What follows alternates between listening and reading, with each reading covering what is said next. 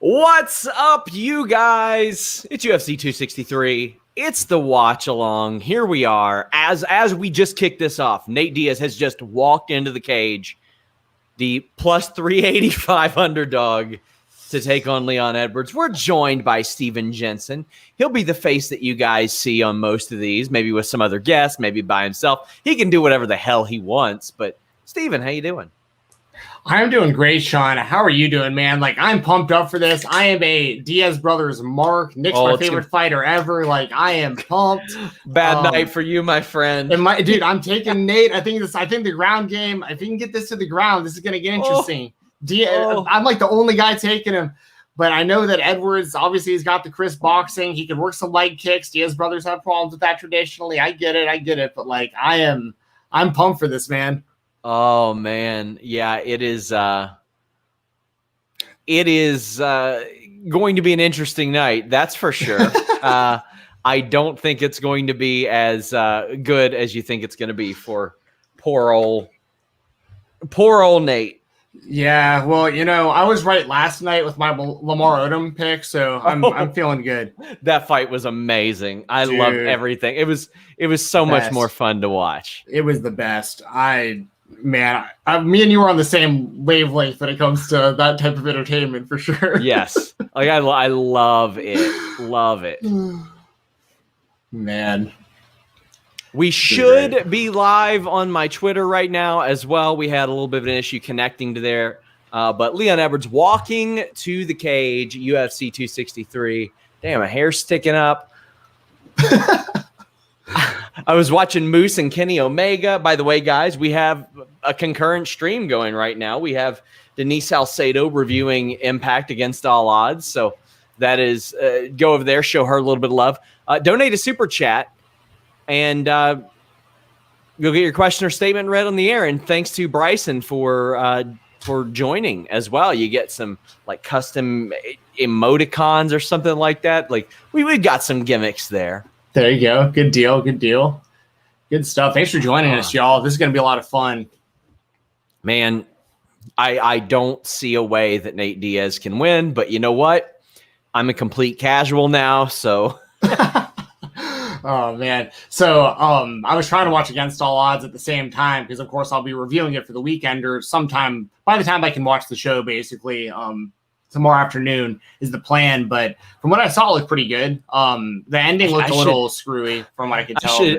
I should probably take the monthlies off your plate in that sense, since Denise is covering them. It's like, hey, if you're okay with that, that saves me probably about 3 hours tomorrow. Yeah, of course. Yeah, I mean, Denise has got it. I mean, obviously she doesn't cover the show weekly. Bryant Heath says, I'm drunk as hell right now, enjoying this show. He dropped into my DMs. He goes, are you guys not doing the watch along? And I'm like, man, it's up on the site. It's on YouTube. Like I tweeted about it, yes. But he made it here, and that's what's important. So welcome, man. I never believe a Diaz brother will fight until they get into the cage. I just think some shenanigans will happen and the fight will get pulled. You know what I mean? Yes. I felt that way about last night. I was like, there's no way Aaron Carter's even in the building. I was waiting. Remember last year when Bagel Boss was supposed to fight and he just I do. He was going to fight Lenny Dykstra. I remember it very well. I was going to watch it. Same, man. R.I.P. Screech, real pioneer. He was like the first one I remember doing that stuff. See, like if they would have, I think he kind of had to approach this celebrity boxing thing from the way that it is now. You had to get people that still have a little bit of buzz about them, or like now in this nostalgia heavy environment, there are a lot of people who remember Lamar Odom. There's a whole lot of people that remember Aaron Carter, but yeah. Oh man, sure. I think a lot of people are going to remember this beatdown Leon Edwards is about to put down. Oh, they're getting close. They're getting close. Dude, they were chanting I want candy at Aaron Carter when he was coming to the ring. Amazing. Like the crowd. That was great. But yeah, man, here we go. They introduced Herb Dean. Me and you should be synced pretty perfect, I think, for this one. So we can call it action as it's happening. Nick in the house. Do you know Ernie Reyes Jr. is in their squad from Surf Ninjas? Yeah, that's amazing. Yeah. He was in Ninja Turtles, wasn't he? Yeah. Okay. Kino, the pizza guy who teams up with them. Oh, yeah. Here we go. I'm at 447. I could pause it if I'm at. Yeah, I'm right there. We're at the same spot. Perfect. I like Nate or Leon Edwards a lot as well. Like he's done enough to earn a title shot already, in my opinion. So like, it's just the inactivity and then the way that last fight happened. It's like you gotta get in there and fight. And I think this is the right person because it's a fight with a lot of attention. And I think when Edwards wins, he'll probably get a title shot. When Edwards, he just went for the Stockton slap. Missed it completely, but he went for it. He's out here doing. Reminder, guys, you can donate a super chat, get your question or statement read on the air. Oh, Nate, no selling it, but Leon's throwing leg kicks. That's smart. If you are a Diaz brother, you don't check leg kicks. So going at it, especially the low calf kick, is a pretty easy one. They lead so heavy on their front leg. They do. And it's getting chopped at right out of the gate. You can already see Nate kind of hopping around and switching his stance up a little bit. Yeah. That's another one.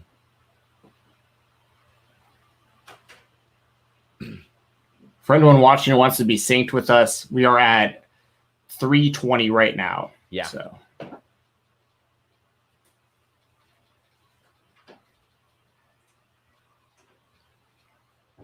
they're really feeling each other out. I mean, Edwards is quicker. I mean, we knew that coming into it, but yeah. To me, there's I mean, Nate on the ground, maybe off of his back, I would maybe give him the advantage there. But I mean, he is, by all intents and purposes, a lightweight competing up at welterweight too. Oh, for sure. Absolutely. This is Nate's throwing leg kicks. That was a very telegraphed right overhand or hook by Edwards. It looked hideous. Ooh, Brian Heath with super chat. Thank you, Brian. Nice combo from Brian Leon. Says, since AEW has started licensing music, do you think WWE will start it again? Nope, not for a while. I don't. Not while they're in cost-cutting mode. It's a very good point. I think that Nate is adapting better now. Look at him. He's going in and out. He's attacking the body. He'll use front kicks.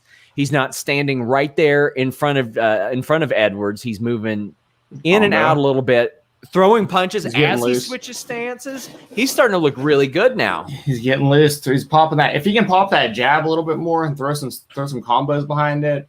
And this is smart too, wrapping him up. Like if he can, I'm real interested in this on the ground because the biggest issues we've seen with Edwards in his career was against Usman, and that's because Usman has superior grappling. Yeah. Also, Usman's a big boy too. Yes, he is. Absolutely. Edwards takes his back. Yeah. Edwards dragged down Diaz. He's got his back.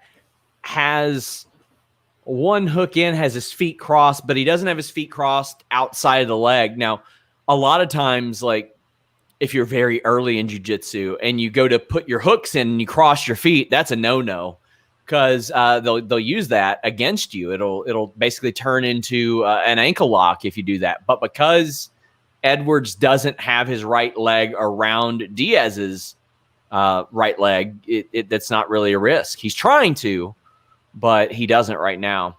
And now he's got those feet uncrossed. Let's see, almost had him in like a banana split position almost. Yeah. Edwards scrambles up, takes the back higher.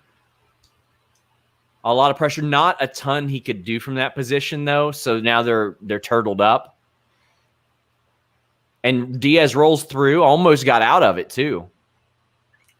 He's got a hook in. Edwards riding from the side.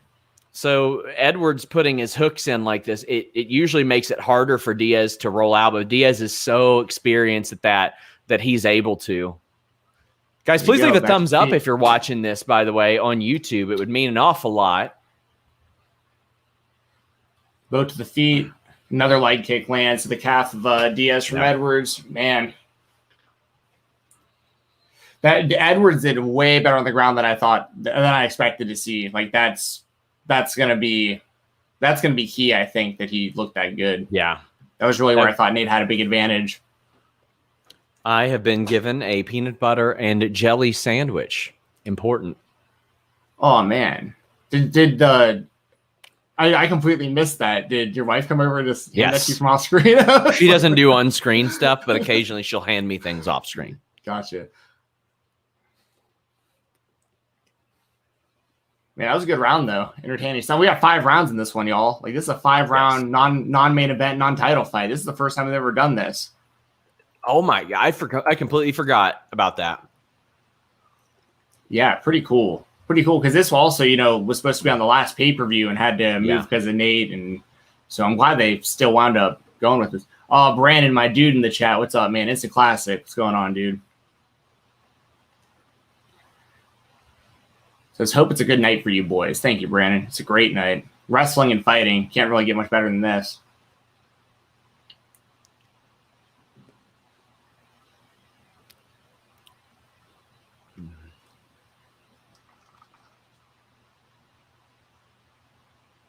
Have you tried that peanut butter and pickle gimmick that Tempest keeps pushing? No. Okay, I'm going to try it. Not a chance. I haven't yet, though. But back to the feet. They're stroking each other. About 4.5 minutes left in the second, y'all. That's an abomination. He was great on the watch along with me and Joel for Impact. Yeah, I heard he was on there. Yeah. Did you hear about the Mighty Ducks podcast? Because that was probably I missed that. It was legendary. You gotta go back and watch it on Twitch. Anyone who watches this, twitch.tv/Fightful Gaming. Really great content over there. Please check that out. They're doing so much cool stuff. So we still got these two guys just kind of trading jabs back and forth a little bit, but nothing too serious yet. With about a little under 4 minutes left.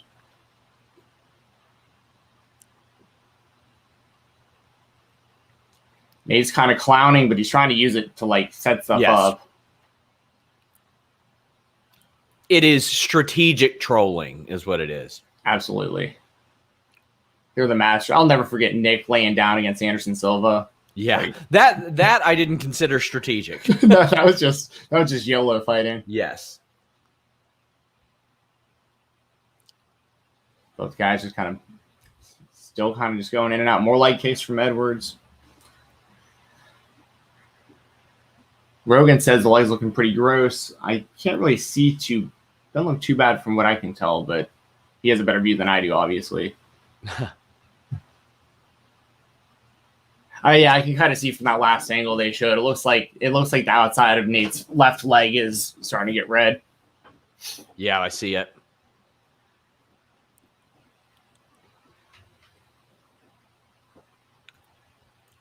Just trading leg kicks, but Edwards is landing better. I'm glad they did get this moving on because I completely forgot it was a 5-round fight. Right. And they got 3 of them tonight. Yeah, for sure. I mean, it's a good thing they paced it fast, like you said, because I love when the UFC does that too. Like, if you don't have to do a certain amount, you don't have a specific block of time you have to fill. Just the fan, especially when you're there live, like yes, the downtimes. I mean, it's not as terrible as a lot of people make it out to be, but it is kind of boring. Takedown from Edwards, and he's on top. So he's Edwards moving into that half guard, but Diaz is up on his hips. Well, now he's not. Edwards isn't quite able to pin him in that sense, and when you do that, you open up a whole lot of different things as far as posture goes. Diaz is far too experienced to usually let something like that happen to him. He was goes for a leg. Yeah, there you go. That's Edwards is grabbing the cage. Okay, they got him off the cage. Oh, he's got it. Ooh, he's gonna at least use it for position. And now, they were almost in a 50-50 there, but Edwards got right out. I mean, I definitely have to give it to Edwards. His ground game is just a lot better than I thought it was. Nice leg kick. That buckled Diaz. Oh, that was a deep leg kick. That one was one of those that they talk about where it wasn't that loud. It just thump. Yep. Those are some of the worst ones. Those lots like a Walter chop. I don't know what Diaz is doing right now, but that doesn't seem like a good idea. Yeah. Oh, got clipped by that left hook. Diaz's leg's hurt. He just buckled his right leg. I think Diaz is about to go for the rear view. Do what? He's about to hit Edwards in the face with his ass. Oh, the wrestling. They call it the rear view. The Oscar move. Yeah, there you go. Gotcha. Well, every now and then we get a good one. Remember when who was it? There was that fighter. He got released from the UFC when everyone thought they were getting rid of the 125 division. Can't think of his name. Really good guy. But I remember he hit a Canadian destroyer basically one time in a match. And I was like, okay, like, see, I have nothing. Remember the Boston Crab submission that one time? With that, like, minor, I mean, that's, every now and then we get a great pro wrestling move in one of these. I think Shorty Torres might have been. That was it. That was it. Yep. Jose Torres, 100%. But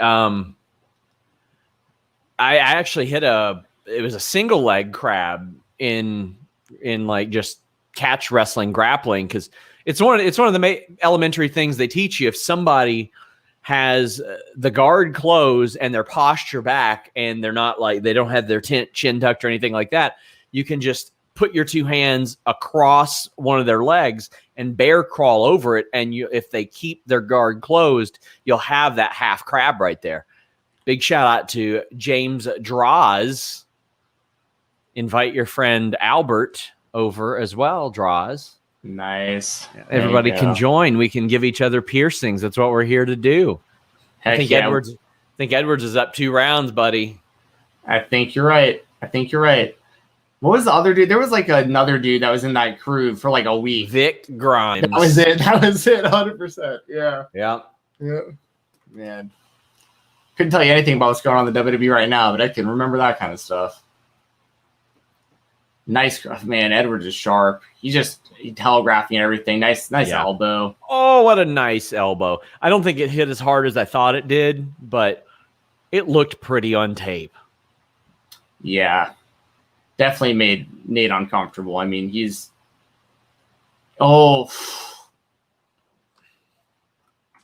I think Nate's, I thought this going into the fight too, but like his only chance really is the ground. I don't know how successful he can be, but I think Edwards is just going to keep picking him apart if it stays like this.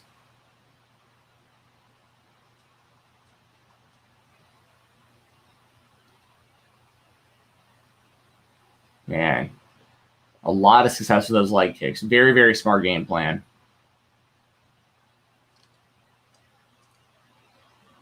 You can tell, it's definitely messing up Nate's the weight he can put on his feet. He's definitely moving different.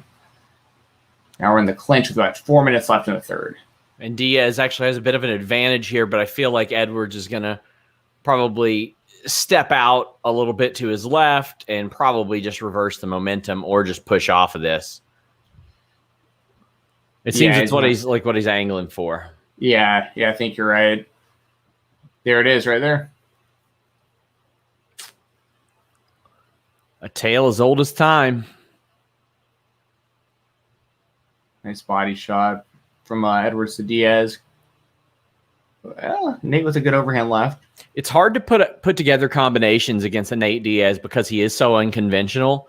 Like, you don't necessarily know how he's going to respond to your entry or your exit for that matter. You don't know if he's going to come in. You don't know if he's going to go out, if he's going to go to his left or to his right. He's so unpredictable in what he does. And it's hard to set up combinations against him. That was a beautiful transition to the waist lock and then a trip takedown from Edwards. That was just really great stuff. All that going in and out talk, I thought for sure that was a segue. But yeah, we got Edwards in side control now, or half guard, but like in full totally controlling the situation right now. Hit an elbow. Man, there wasn't any doubt beforehand. Like, if Edwards won this fight, it's got to be him and Usman again. But they're doing Usman and Colby, I guess, first. So we'll see how that goes first. But Edwards for sure has winner of that. Nasty elbows from Edwards with Diaz on the ground. Diaz is cut open. And I think if Edwards wins, he probably maybe TKOs Nate. I don't think that he'll submitted. I don't think Nate's been submitted since, like, God, in like 14, 15 years. That cut is nasty on the head. Look at that on the side of his head. Yeah, it's tough because the last fight he got stopped. His BMF fight with Masvidal, same thing with the. I mean, like he was getting pieced up in that fight too. Like I'm not. Oh, hey, he just said we're good to go. Okay. Oh Jesus! Like, I'm not Edwards goes to touch gloves, and Nate Diaz is like, no. I think Leon Edwards probably about to beat that ass now. Leon Edwards felt the disrespect. Yeah. Man. We're getting like full on UFC undisputed when you've been leg kicked 600 times turnarounds here on Diaz, man. That's very true. Tim says I should be reviewing Impact instead of UFC. Well, how about this, Tim? We've got a review right now. So maybe go look at it. Maybe go check it out, Tim. And if you don't want to be here, you can be over there. Go leave a super chat if you're that worried about it. It's on the same channel, dude. Yes. The same channel, the same website. I can't be two places at once. Denise is covering that right now. Ooh, Nate trying to roll, not working at all. Edwards in like referee's position. Now he's got his back. I think this will probably end up getting stopped in the 4th round. Look at the blood just squirting out of Diaz's head. It's like projectile now. Yeah. I think it might get stopped due to the cut even. Yeah, I mean, yeah, I know obviously. Nate did everything he could for the doctor not to look at it a minute ago, but spinning back fist by Edwards. That was nasty. Nate says no, but he looks like, yeah, he looks rough right now. And Edwards looks fresh as a daisy. Yeah, he's looking incredible. I think he destroys Masvidal. Like if that ever happened, like that's such a built-in fight with the 3-piece and a soda. Like if Usman and Colby's going to take a minute and Edwards wants to stay active, I'd love to see him fight Masvidal after this, just to, because I don't know. Honestly, like Usman and Colby, just because of how great their wrestling is, they're going to probably continue to be a problem for a guy like Edwards. But he just looks like he's on a totally different level than anyone besides those two right now. Yep. I've got Edwards up 3-0. I feel like this is the round that he's going to put it away in. It might be a good call. What would you do if he yeeted Diaz out of the cage like Roman Reigns did to Dominic? Oh, I actually saw that on my Twitter timeline. Of course, you couldn't miss it. It was great. Did they show the angle though of him or did it just show him getting thrown? It was very clearly an edit job, but it's one of those where it's like it was so good, I'm along for the ride, and I don't even care. Okay. Like, he landed on a crash pad. They didn't even have him, like, have a thud, but it was just so hilarious and ridiculous and amazing that I was like, okay. Gotcha. For those of you wondering, we are streaming this live on my YouTube or on my Twitter right now. We are streaming it live on Twitter, YouTube, Fightful MMA YouTube, on Facebook.com/FightfulOnline. We are all over the place right now. So leave a thumbs up wherever you are. Give us a like or whatever that may be. Nate with a good combo. A little right, left. His leg has just been beat to hell by those leg kicks. Toast. Yeah, I mean, this is obviously we know Nate's tough, but I think most people would have just not come out for the next round after all that. Like, you're getting paid the same way, basically. I mean, I guess you get the win bonus if you win, but nice left hook from Leon Edwards. My God, what a left hand. Worth noting, Nate Diaz only has one TKO finish in the last decade. Like that he's done to somebody else? Yes. Oh, wow. In the last decade. I'm trying to think of Gray Maynard. Oh, wow. So that would have been around like the Ultimate Fighter years. Yes. Really only one in the last 11 years. And yeah, he's not typically a pound you out type of person. He's usually going to drag you into deep waters or submit you. And I don't see him submitting Leon Edwards. And he can't win by decision at this point. So I don't know how in the hell it's going to get done if Nate wants to win this. Wow, what a foot sweep. That was sick. Nate giving him his respect for that one. Dude, they're showing from the angle they're showing right now, Nate's legs are destroyed. Yep. Oh man, and his feet too. Edwards, what a hell of a gameplay. Nice combo again. Another left right, I think it was. I just feel like Nate, I don't want to say wasted, because if he just didn't fight for 3 of the most important years of his career. Yeah, that's very unfortunate. And Nick, unfortunately, has been sitting out for like 6 now. Yeah, I mean, everybody's like, oh, well, Nick should come back and get a big fight. And I'm like, I mean, sure, but he'll lose. I think any top 15, top 20 welterweight beats him right now. Yeah, yeah. I just don't, or middleweight or whatever weight he fights at. I think the top 20 beat him now. Yeah, there was like rumors that they're interested in Kevin Holland for him, possibly, which that would be. I mean, I think regardless, if they put him against him against somebody who's pretty raw but has a couple of nice wins, I think maybe he could pull that off. I don't want to say probably. Maybe he could pull that off. Yeah, I feel the same way. Like, I think Kevin Holland's like still beatable for him. But, that was a nice combo by Nate, but then he goes straight into the clinch, and he's not going to take Leon Edwards down. And if he does, he's not going to be able to retain top control, and he immediately gets it separated. I really think he should have followed up. That's where the Diaz's outside of in the submission game are the most dangerous, is when they have you up against the cage and you think they're going up top and they go to the body. And then when you think they're going to the body, they go up top. They've always been so good at that. Them and Cyborg are some of the best that I've ever seen do that. Yeah. And I mean, with the Diaz brothers, like, their volume is a big part of their success. He just can't land at will on Edwards. Like, he just can't. By the time he's thrown his second punch of his combination, Edwards in there with 3 punches back at him, and most of them are landing. Man, he is telegraphing everything. Yeah. Another left hook just landed for Edwards. Edwards has not strayed from his technique. He has not strayed from his counters or his game plan. He had the game plan to beat Nate Diaz. It's working, and he's not letting anything that Nate Diaz does affect him. Though, I mean, that the strikes there, 43-58, it's even closer than I thought it would be. I think Diaz got a big gash on the right side of his head too, above his ear. He's beat up.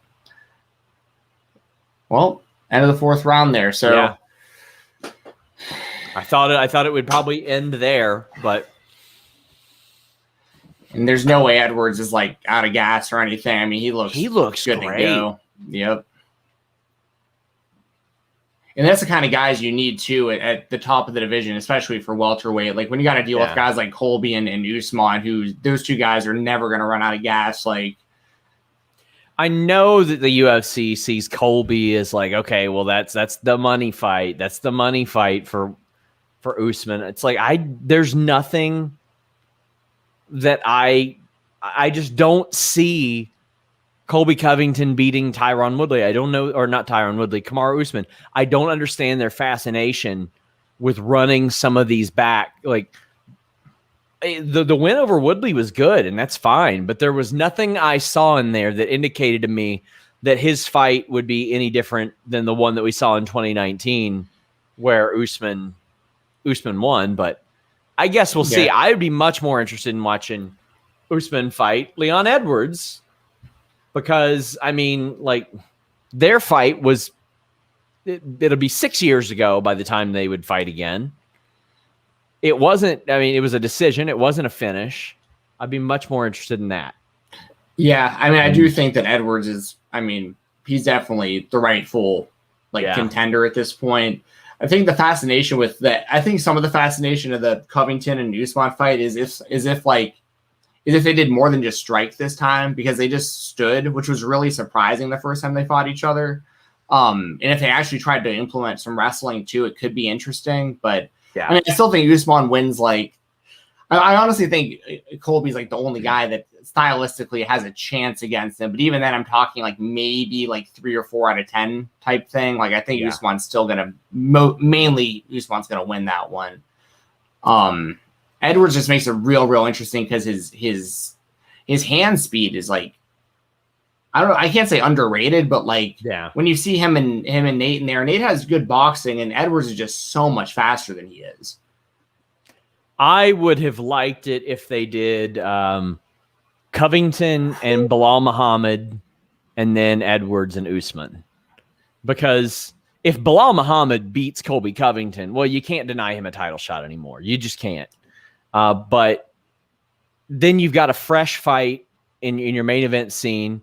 You either got Covington winning and beating a guy who has like 1 loss in his last 11 fights, or that guy getting a big win over Covington. But UFC, UFC is a little bit like WWE. They love running stuff back really quick, way sooner than they need to. It's true. Just been more of the same. We had about 3:15 left in the 5th round for anyone watching right now along with us. And it's pretty much been all Edwards. I mean, Nate's still in there fighting. He's still throwing punches, but Edwards is able to, like, he just can telegraph everything that he's doing. Nate landed a left hand there. Edwards is backing up after that. Doesn't necessarily mean he's hurt, but he did kind of react to that last one. But then once again, Nate back in the clinch up against the cage, and looks like he's lowering down for a double, but Edwards got the underhook. Good luck, buddy. Yeah. That underhook is going to break whatever little grip is there. Blood also makes it tougher to even the grip. What do you think of the new Venom fight kits?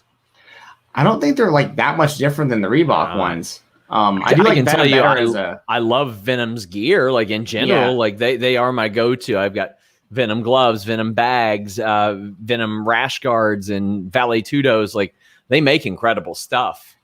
Yeah. So I get the feeling that the fighters are probably happier with that. Yeah, for sure. Like, that's definitely my biggest thing with Venom is, like, at least they're like traditionally an MMA based company, you know, so it makes more sense than Reebok is. Yeah, I remember when Reebok started, you started to have a lot of women getting wardrobe malfunctions, and that was not happening very often, if ever, before Reebok. And then as soon as Reebok takes over, there are a lot of these women's fighters that are like, hey, can you make better shit? Right. Oh, left. Oh, so left overhand landed from Edwards, as well as a left hook at the end of a combination. And Edwards looks like he could go 5 more. He does. He still looks fresh. I mean, he doesn't have one. Looks like he has one scratch on his body, and Nate is just a bloodbath.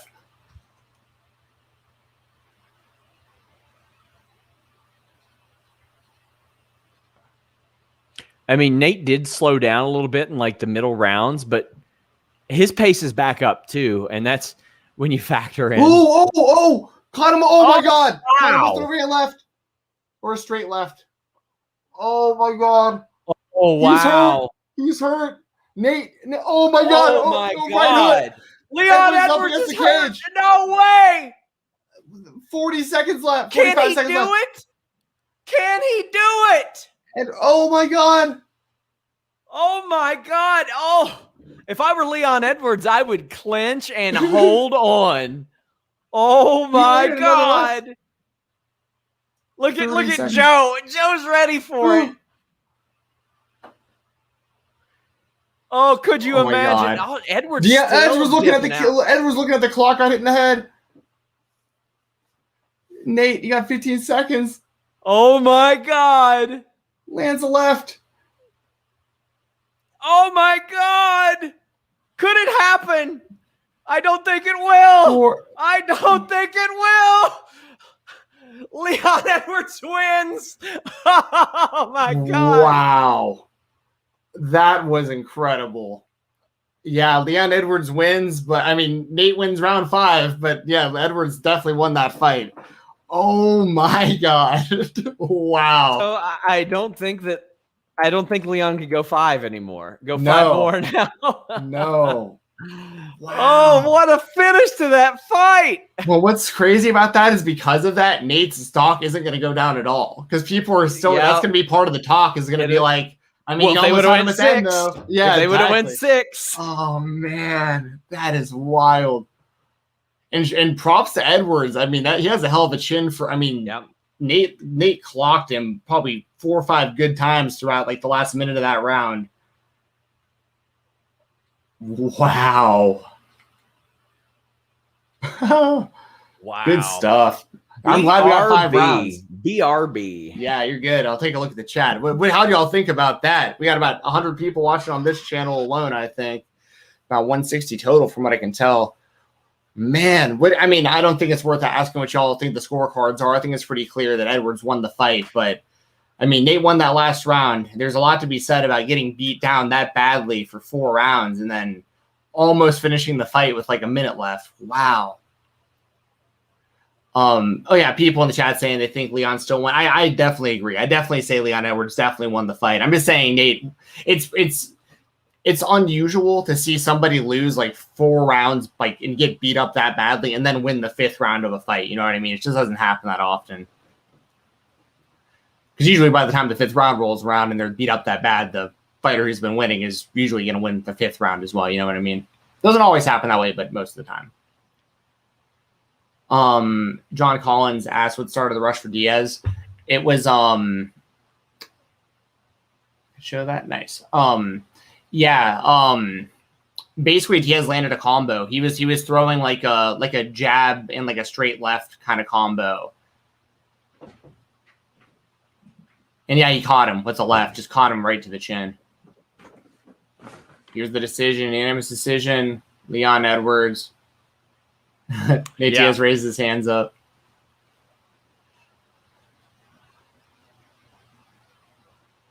And Nate's even giving him props, basically saying, yeah, I know you got me.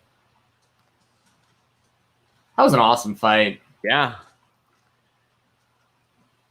Man.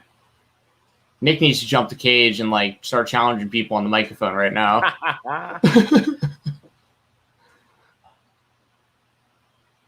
Did you also catch, we talked about the dude earlier on the show who won the fight in 7 seconds and then fell off or jumped off the cage? McKinney. He in the interview, he was like, Joe, I can tell you about my story on your podcast. And Joe was like, maybe one day. Yes. It was like, oh, shade. They're showing highlights now.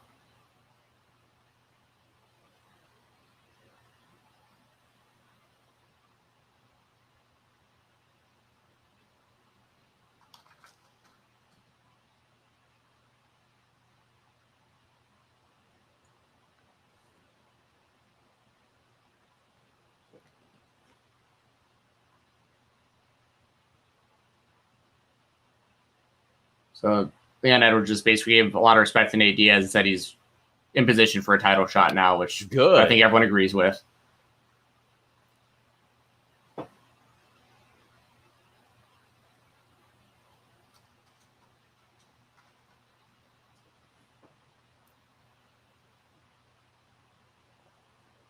Wow.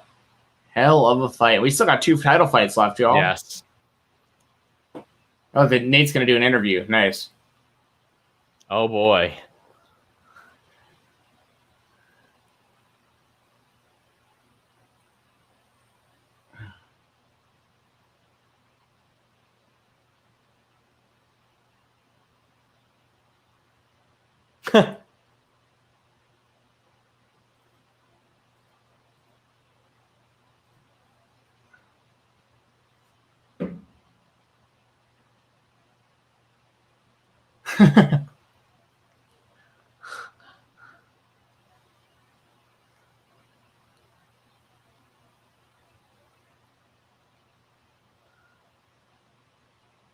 Nick Diaz arm.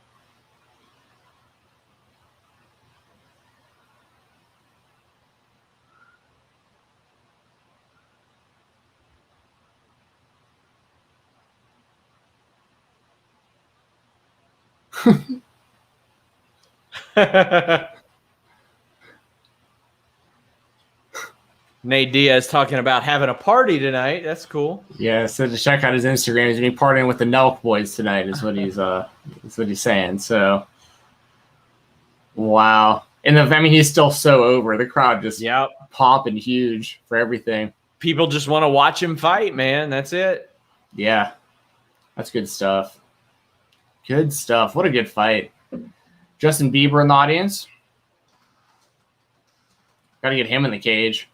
Man, a fight, a boxing match with him would maybe break pay-per-view records.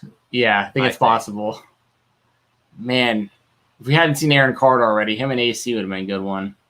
You know what? If they could book him against Aaron Carter, just based on Bieber, it would break records, but also Bieber would win. Yeah, you're probably right. Who do you think would win between Aaron Carter and CM Punk in like an actual fight? CM Punk. You take by Punk? Far. Okay. Yeah. I'll tell you what's weird. Like, I looked up how tall Aaron Carter was because he looked like 5'3". He's 6 feet tall. It's just Lamar Odom's 7 feet tall. Yeah, dude. I kid you not, dude. I was, as you would say, I was cackling. Yeah. I was completely out of breath, hunched over, sweating, and like I have not laughed that hard. Just the face off alone. I was like, my brother is just next to me going, this is all a simulation. Life's a simulation. Yes. This isn't real. We were like, this cannot be real. It was so stupid and amazing, and I loved it. Like, there are a lot of people that are like, oh, these circus fights, it's ruining boxing. No, it's not. Hell no, it's not. It's a fantastic. It's so stupid and ridiculous. I love it. Yeah, I feel the same way. Man, that was funny when Aaron was like doing 360s running around at the end of that fight. Just he came out hot too. Like he was like throwing, like he was landing to the head, and like you could see through Lamar Odom's headgear that Lamar Odom was laughing while it was happening. It was great. Guys, please leave a thumbs up on this video. Donate a super chat. We are live over at youtube.com/Fightful and Fightful MMA. But donate a super chat that helps us pay the bills a little bit.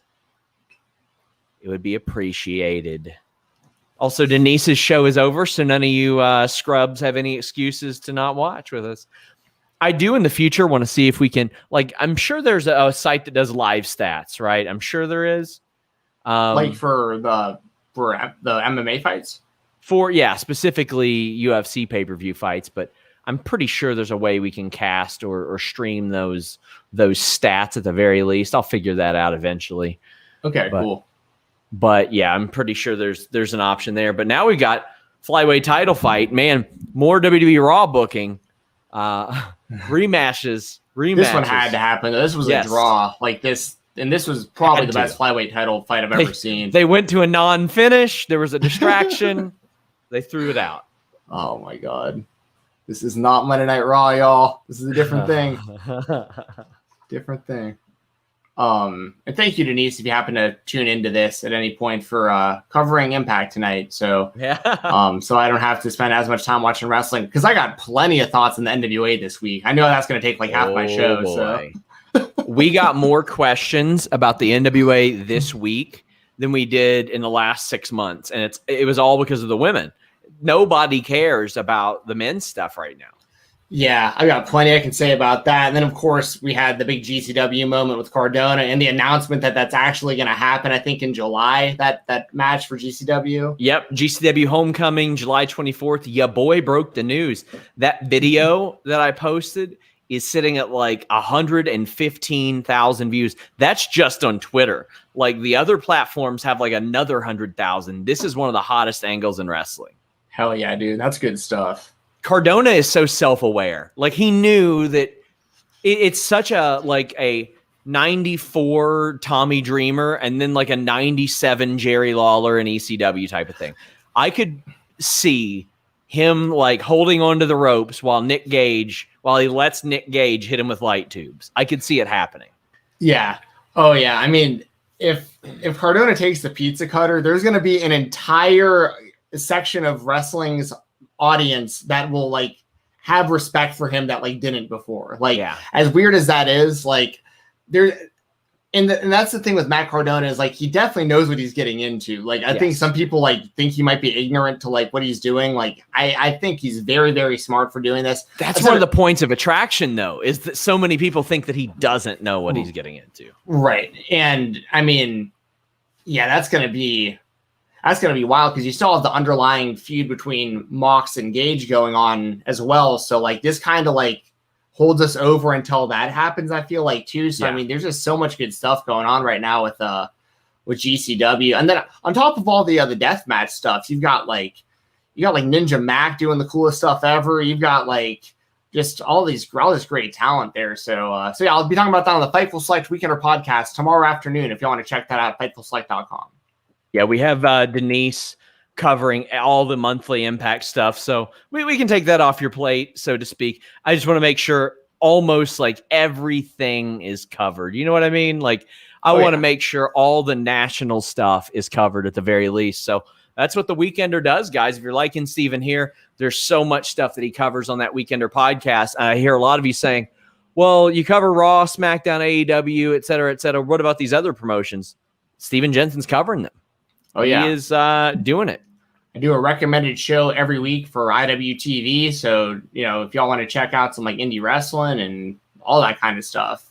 And then, of course, the only two WWE shows I watch, 205 Live and NXT UK, that I think are the two best actual wrestling shows that they have, though. So I very much enjoy it. 205 Live, you get guys like Anthony Henry and, you know, Alex Zane and stuff now all the time. They're having some good shows. I love August Gray. I really enjoy him. He's great as well. They got a real good group. Then you got guys like Blake Christian just like waiting for their chance next. I mean, they're really stacking up. I love it.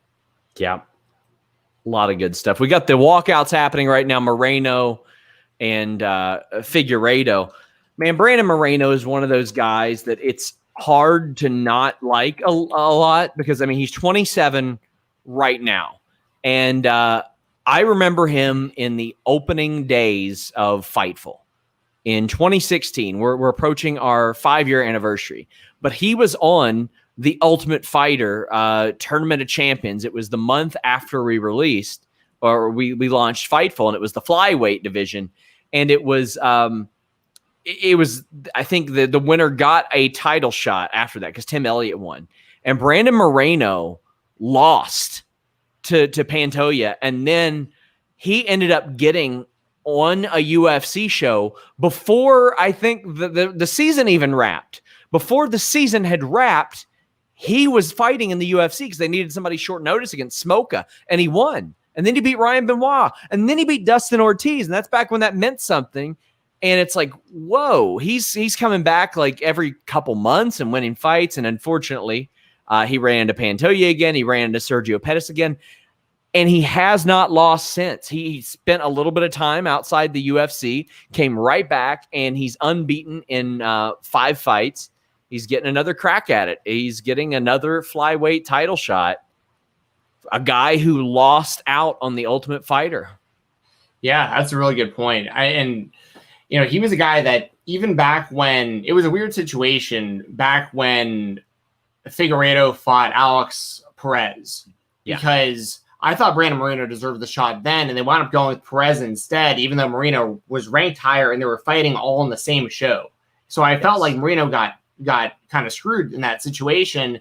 But then the way things worked out, both guys fought on that show, both guys won, and then they both fought each other the month later on the pay-per-view. So, and then fought to a draw, and now we're here for the rematch. This is wild. Buddy, I forgot Alex Perez even existed, much less that he got a title shot. Yep, there you go. Wild. Deiveson Figueredo coming out to Mission Impossible music. Ooh. Interesting. Remember when James Tahuna did the Men in Black walkout? Oh, yeah, that's a good one. That was great. There was the guy's not at the UFC anymore. Juan Adams. He did Powerline from a Goofy movie one time. Yep. I feel like Juan Adams had a WWE tryout once. Dude, he reminded me so much of No Way Jose. Of course. Yeah, he had a WWE tryout. We broke that news. Oh, there you go. When was that? I feel like 3 years ago. I think it was 2018. Yeah. Okay, so it was a while ago. Gotcha. It's so funny talking to you about this stuff because, like, I'll bring something up. You're like, yeah, I broke the news on that. It's like, oh yeah, well, I guess you knew that. Well, I feel like James Lynch might have broke the news on that one. Now that I think of it, James Lynch was so good at that. Like, he would talk to all these MMA people, and because he worked for Fightful, we were like, hey, listen, if you can get any wrestling stuff out of that, like, ask them about wrestling. We'll do a compilation. And there were so many scoops that emerged from that. Like, Dan Lambert would just let shit fly. And he knows what's not supposed to be said. He just didn't care. He's like, Dan Lambert, what's the matter?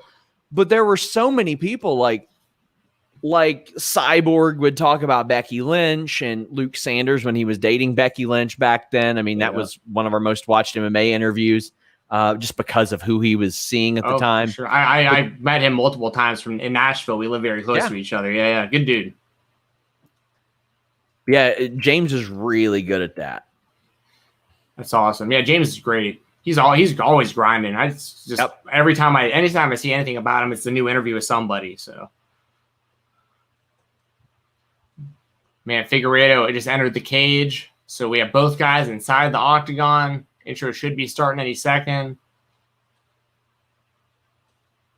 And Figueredo had a hard time making weight again yesterday, so that could be interesting. I don't know if that's going to play a part in this, but he's had that issue more than once at this point. So, like, they got to get that figured out with his weight. I know he's already talking about wanting to fight for the bantamweight title too, if he can. But yes, you got to get through this first.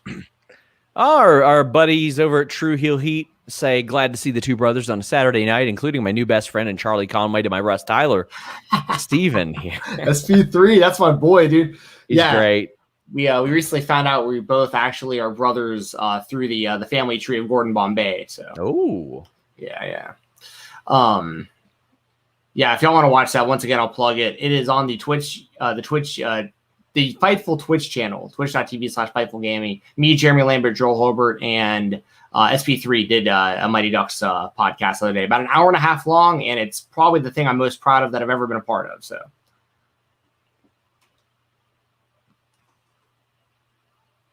we got Bruce Buffer in the octagon doing the introductions right now. That was funny when I was watching the dual screens for Against All Odds and UFC, and like I would forget which one was muted, and I'd be hearing like Bruce Buffer's voice, but like seeing Josh Matthews. Lou DeBella said, just watch Nate Diaz, which makes watching Shakur Stevenson not taking a freaking risk infuriating. Boxing is the entertainment business, and the kid is too talented not to try to entertain. His opponent is basic, and this should be over. But to quote Tyson, you need to bring ass to get ass. Damn.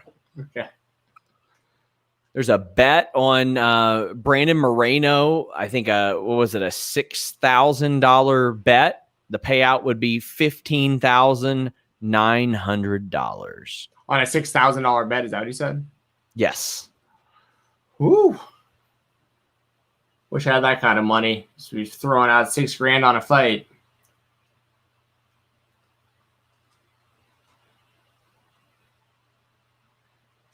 You're throwing Figueredo right now. 21-1-1. If you see me looking off to the side, I'm having a very interesting conversation with a high-level pro wrestler about their contract right now. I guess, I mean, I'm not going to ask anything because I can't say if it's coming up, if it's recently been re-signed, but I'm having a conversation right here. Well, I've got some clarity for some people too, for the wrestling fans out there, because I've seen it reported a whole bunch of different ways lately. Lee Moriarty not signed to MLW. Yeah. Like, he's going to be with MLW. He actually direct messaged me to let me know that like it wasn't signed, and I was like, okay, good. Like, I heard it from you. Like, that's all I needed to hear. So that's exciting for me because he specifically said he loves being an independent contractor. So it's like, I love hearing that from a guy like that. He is so damn talented. Here we go. Fight's about to start, y'all.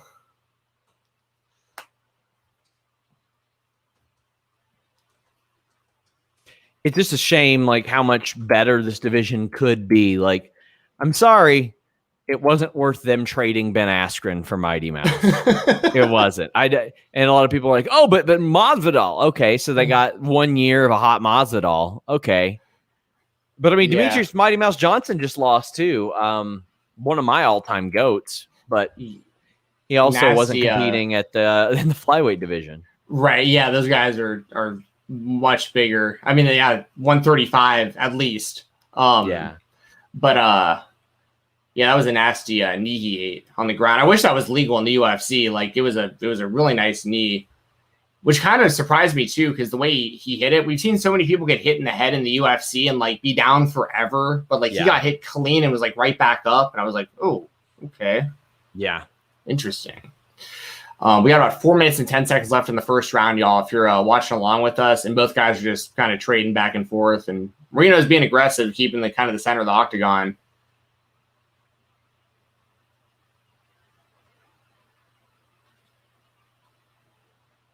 A very flat-footed flyweight fight early on. I don't expect it to stay like that. Yeah, especially if their first fight is any indication. And Figueredo's management, very confident in him despite showing up to weigh-ins with like 20 seconds, 40 seconds left and making weight. Yeah, literal last second. Saying that he would crush Moreno. Oh, big with a good hook to the body.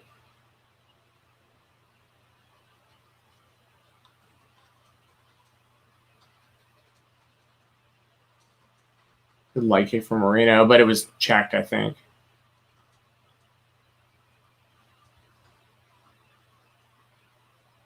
Oh, Moreno landed a left hand. It looked like it kind of stumbled Fig, but he no-sold it. So. Yeah, that was a very nice left hand. Nice leg kick from Moreno again. He's really making Figueredo like kind of back up and kind of second guess what he wants to do, I think.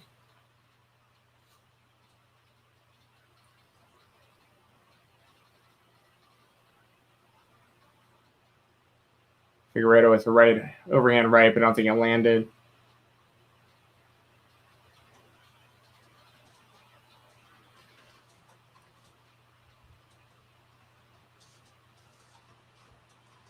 Nice elbow from Figueredo.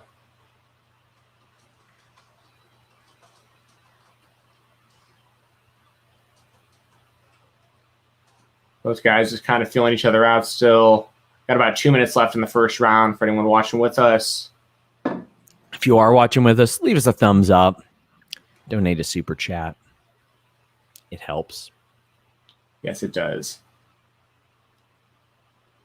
Figueredo went for a leg kick. Moreno reacted with the left.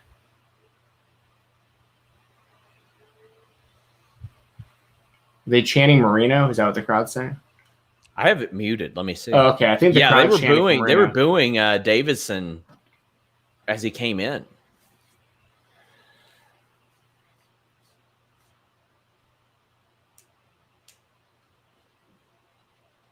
A left. I think it was a straight left lands for very Moreno. Good. That's another one from Moreno. That left has been finding a home. And now we got Moreno on top. Big from the bottom, kind of trying to work under hooks, but probably just trying to buy some time because he got stuck with that left.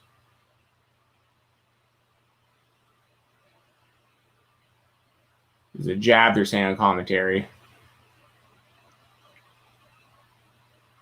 Well, Moreno has taken this round. Yeah. Fig on the bottom working the the butterfly guard from the bottom. And now they're in a wizard trying to get up. And they're back on the feet.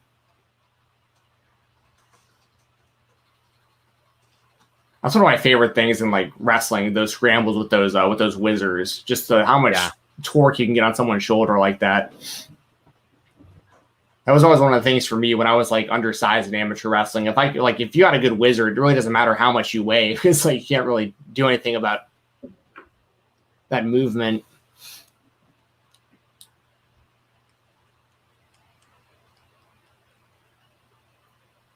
You got your news confirmed over there, Sean?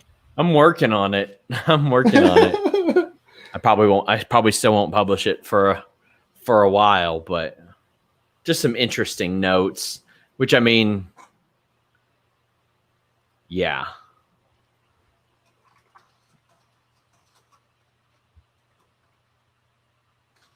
So we're in between rounds right now. How the hell did the Fightful Select Twitter get verified and Fightful didn't? That makes no sense. Okay, so I'll tell you why. I applied both the same day. I accidentally applied for one as a brand and the other one as a news outlet. Oh. So but the thing is, I can't remember which I applied for which. So in 30 days, when I apply for Fightful again, I'll hope that I got it right. And okay, I was so confused by that. I was like, Fightful Select piggybacks off of Fightful, so how could that have gotten it in the other damn? But that actually makes sense. But wow, huh? Yep. That was so frustrating. Random.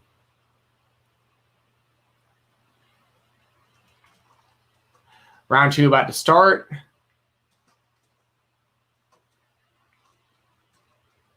We are at 4:55, so it just started. Ready for Moreno to just he's going back to that lead left hook over and over again, and he's finding a home for it every time. I mean, it's not having the staggering thing. Takedown by Figueredo. Half guard on the. Figueredo's got some sneaky submissions.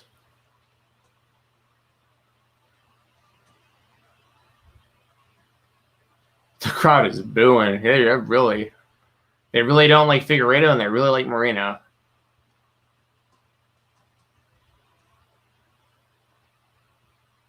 Nice elbow to the body for Figueredo.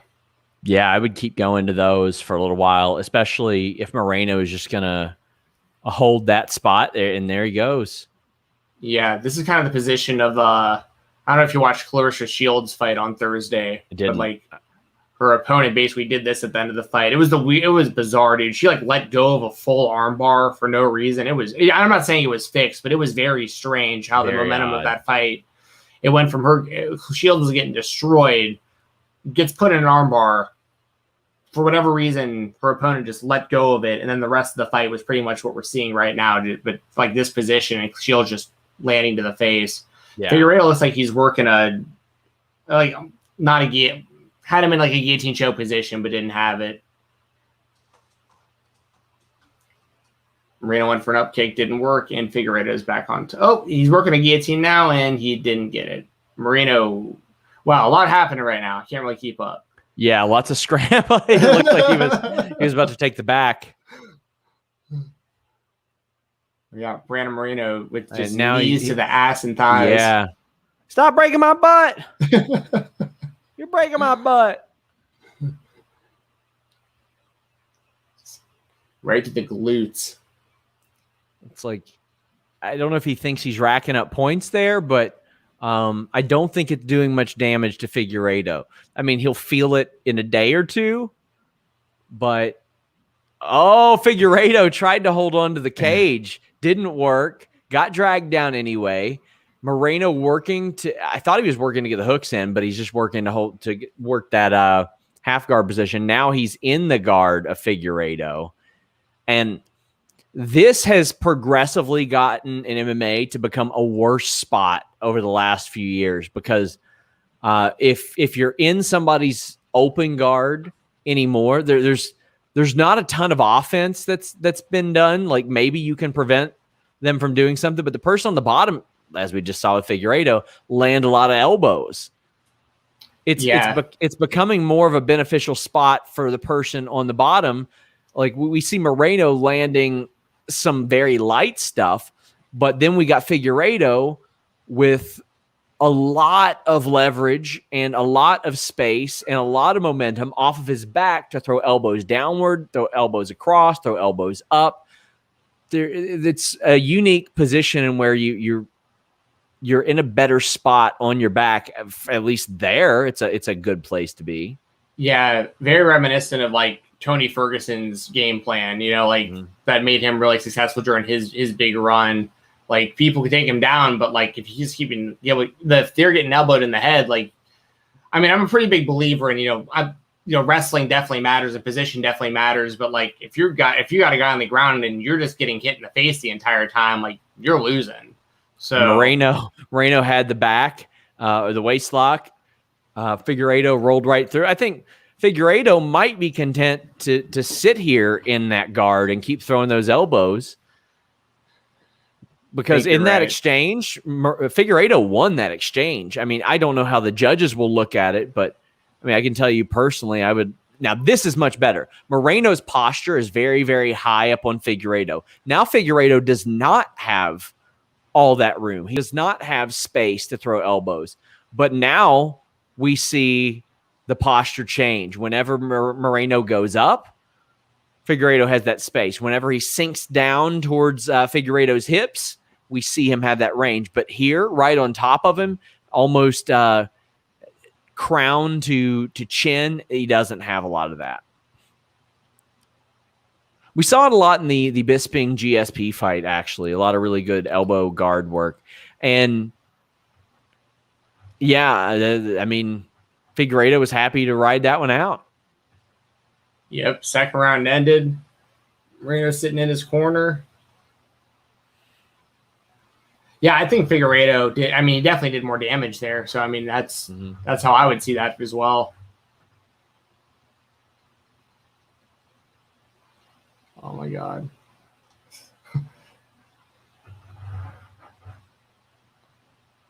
Peter, thank you for the super chat. I'll get that pulled up real quick. I know Sean's got some work to the other side there. We got Peter with the super chat says, thanks for covering this. Really appreciate the commitment to capturing all the events. Who you got in the last two ballots? Hashtag FTF, hashtag is a contract about Lily. It is not. It is not Lily or Lily related or anybody related to Lily or, yeah. But I have Moreno based on the way things are going, and I have Adesanya. Yeah, so going into this, I had Figueredo and I had Adesanya as well. So as where we're at right now, I think Moreno's looking better than Figueredo is. Like, if I had to bet based on right now, I would say Moreno as well.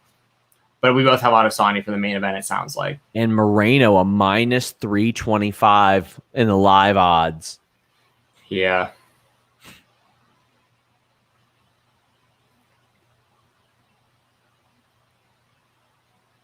Moreno still holding the center of the octagon. Throwing some jabs. Didn't land.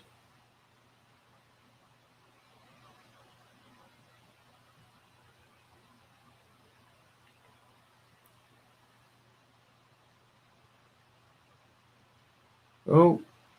Kick to the body from Figueredo. It was a nice one. Technique wasn't like wonderful on it, but I mean, it's still, I mean, if it lands, it lands. So who gives a shit? It was no Joe Rogan, spinning kick, but yeah. Moreno landed a nice leg kick and Figueredo countered it really well. So they both got a little offense there. And again, Moreno with that lead left hook, he's finding a home for it on entries, on exits, at the beginning of combos, at the end of combos. Moreno gets him down, got both hooks in and his back. Switch to the figure four on the body. Oh, there Moreno's we go. Working. So as I was mentioning earlier, like you don't see people cross their feet. Instead they go for a figure four like this, and it locks people down so much more. He might be under the chin of Figueredo. He's trying to peel away from it. He doesn't have a good angle on it right now, but also Figueredo's hand is kind of, I don't know if it's stuck in there or if he's peeling. There you go. He just got this. He's separated. Got some space, but he's still in a lot of danger there. I mean, yeah. If I'm Moreno, I just keep switching the arm over and over again. Switch the arm. Switch the arm. This offense is really good for him, and then you wait for Figueredo to slip up, and you sink it in. I would keep him here this entire time. 100%. Oh! Now he's squeezing. He might be under the chin. I think he is under the chin. Yep, he's under it. Yep, he's tapping. That's it. Figueredo peeling, but that's it. Wow. New flyweight champion. Brandon Moreno chokes out Deiveson Figueredo. Was that the third round? Yeah. Whew. The guts in Moreno, dude. That kid dug deep. That first fight was hell for both guys. He came in here with a great game plan. Got the job done, man. You'd love to see something like that. Figueredo showing him respect. Guy that lost his way out of the Ultimate Fighter. Less than 5 years later, he is UFC champion. Awesome story. Figueredo, they're hugging in the middle of the cage. Figueredo and Moreno. I mean, great show of respect all the way around. Yep.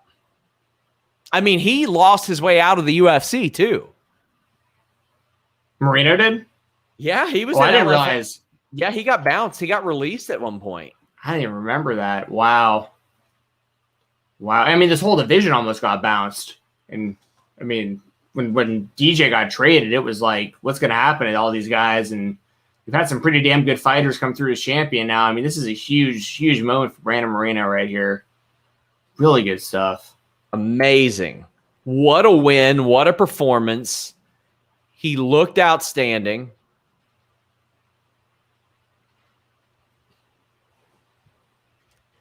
Yeah, Brandon Moreno was like not in the UFC 2 years ago. That's unreal.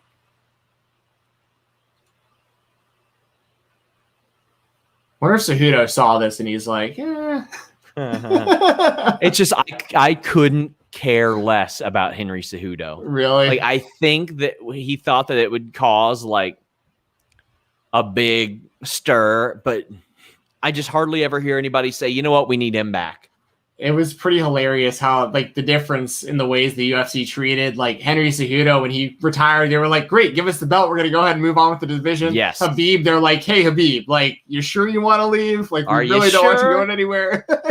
Dana White was all, you know me, I never asked somebody to keep fighting if they retire when it was Henry. But when it was Habib, oh, he's going to fight. He's going to fight. He's going to fight. There's footage of Dana sitting next to Habib and literally saying stuff like, I mean, you know how much money we'd make if we did you and Conor again? Like, you know how much we'd make. Oh, man. Good for Brandon Moreno. And Figueredo is really handling this well. I mean, this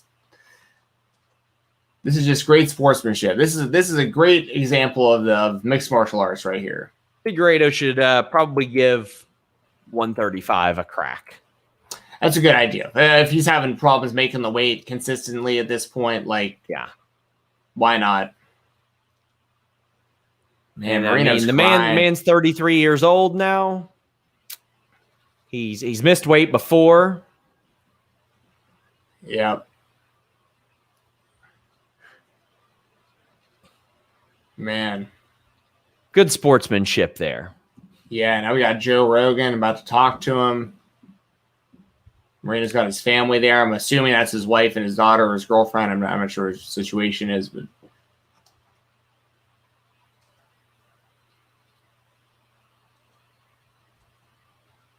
he is overcome with emotion. He's going to have a hard time talking, I think. Can't wait to hear what he says.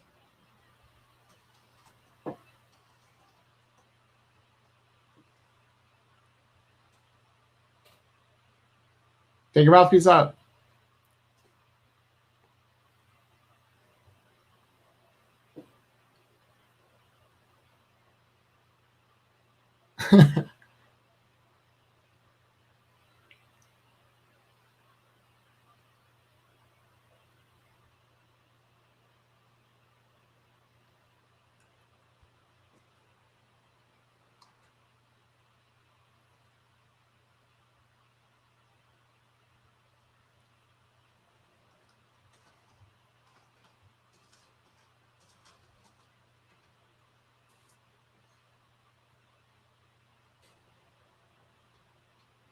Man, good for him. It's so much cooler that, like, it's a packed house of fans and everything again. Like,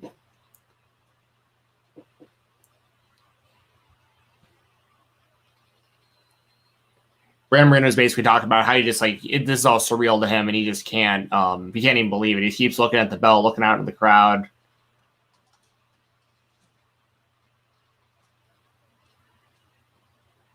Joe Rogan talked about the adjustments he made for this fight, which he really did. He looked fantastic.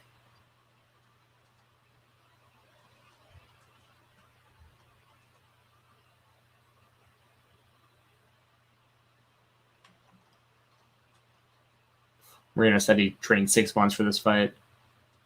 God. It's already been that long since the first fight? Wow.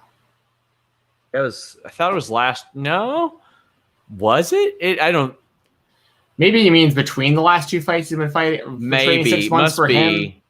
That would make sense too.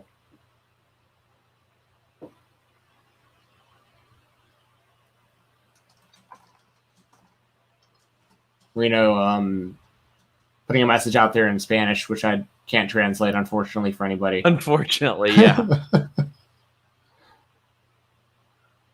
Cody Garbrandt showing him some respect on Twitter. He's the real loser out of all this. He was supposed to fight. This was supposed to be his fight, and now he's not a contender at bantamweight or flyweight. Yep. Probably shouldn't have been anyway. Oh, no, right, for sure. I agree.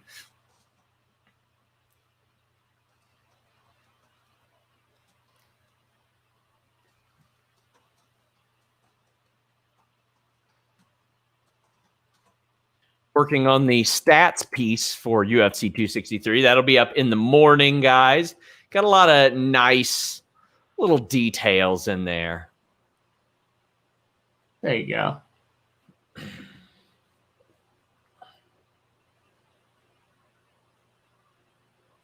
Man, what a great moment. I'm glad we got to share that together, Sean. And guess what? Great. We still have another title fight to go. I know. Oh, they're going to talk to Figueredo. Rogan's talking to him now.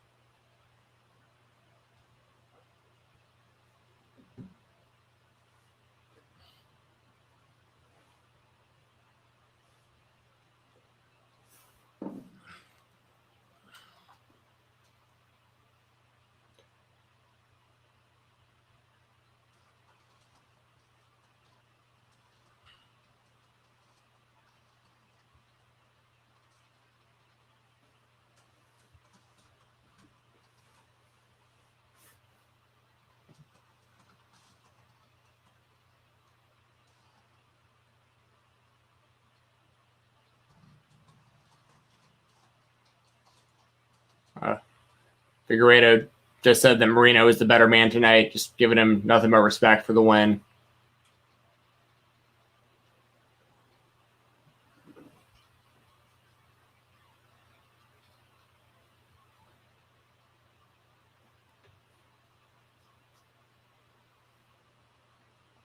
All right. Figueredo says he wants to fight in 4 months from now.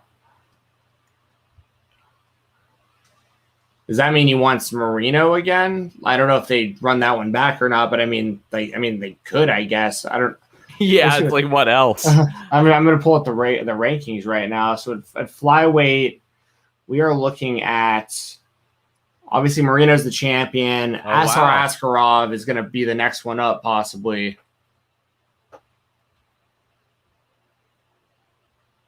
Oh, those are the fellas that Nate Diaz was going to hang out with. Yeah. Yeah. I'm so out of the loop on some of this stuff. Like, I could tell you everything about Aaron Carter, but, like, I don't know anything about this, like, TikTok versus, like, boxing and all that stuff. Or TikTok versus YouTubers or whatever they're doing now. Yeah. Also. I think the Nelk boys are, like, I don't know if they're fighting, but I know they're, like, involved in that scene or whatever. Marvin Vettori looks like he's ready to kill somebody right now. Showing him warming up backstage. He got a look in his eyes right now, like ready to die. Joe Rogan on commentary. They thought they were off mic. I can't believe we're going to title fight. Showing a promo right now for Conor McGregor, probably hyping up him and Poirier's trilogy. Oh my gosh, yeah. Connor fights next month. Jesus. It's going to be good stuff. I have the watch along right here, right in the same place, everybody. If you enjoy this and you like seeing what you're seeing right now on your screens and hear what you're hearing on your screens right now, join us for all the pay-per-views. Yeah. I'll be doing like all the UFC stuff, unless there's like a card that just has literally no buzz whatsoever about it. I'll be here at least for the main event with y'all. Yeah. So keep joining us. And the best part, we'll be here with our pubes trimmed. Thanks to Manscaped.com. Oh my God. Look at this thing. Manscaped.com. Let your freak flag fly. We're not flying this thing at half mast. You know us. And it's well manicured. Our flagpole looks beautiful. Thanks to Manscaped.com. Code Fightful. And let me tell you, your wiener is not going to look like Nate Diaz when all is said and done. Not when you use Manscaped.com and the code Fightful. They are the global leaders in below-the-waist grooming, and they just dropped that Lawnmower 4.0. I know you guys are excited about it as I am. My God, look, the flag has me so flustered. The skin-safe technology has me flustered. Father's Day's coming up. Do you or your dad travel a lot? If so, the 4.0 is the perfect trimmer for home and on the go. This upgraded trimmer contains a multi-function on-off switch. You can turn the light, the 4000K LED spotlight on and off, and it's waterproof. You can now shave your nuts in the dark, but it won't be too dark because you got that light on it, my friends. The Lawnmower 4.0 even lets you customize your trim. Maybe you're looking to just lower the hedges a little bit. You don't want to do complete landscaping and uproot everything. You get to pick. It's time to pull the plug on those wired trimmers. And there's also other Manscaped formulas. You've got ball toner. You've got cologne, which is not meant for your nuts. It's just meant for you. It's just, something that makes you smell good. And right now you get 20% off plus free shipping with the code Fightful at manscaped.com. 20% off and free shipping at manscaped.com. Code Fightful. Dude whipped out a flag, a Manscaped flag, talking about pubes. That was your balls will thank you. That was good stuff, dude. Ole, I am proud to be involved with Fightful. This is the kind of content that really makes me happy to look at Sean.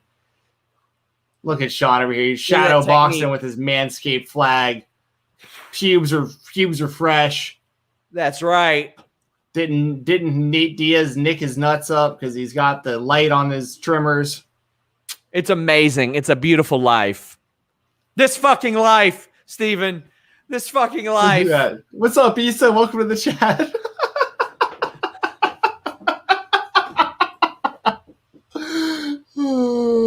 This is a big Manscaped commercial now, so thank you for joining us. Listen. Man, that's awesome. Thank you, Manscaped, for being a part of the show. That's incredible. Yes, of course. You guys see the beautiful ad on the ring in there.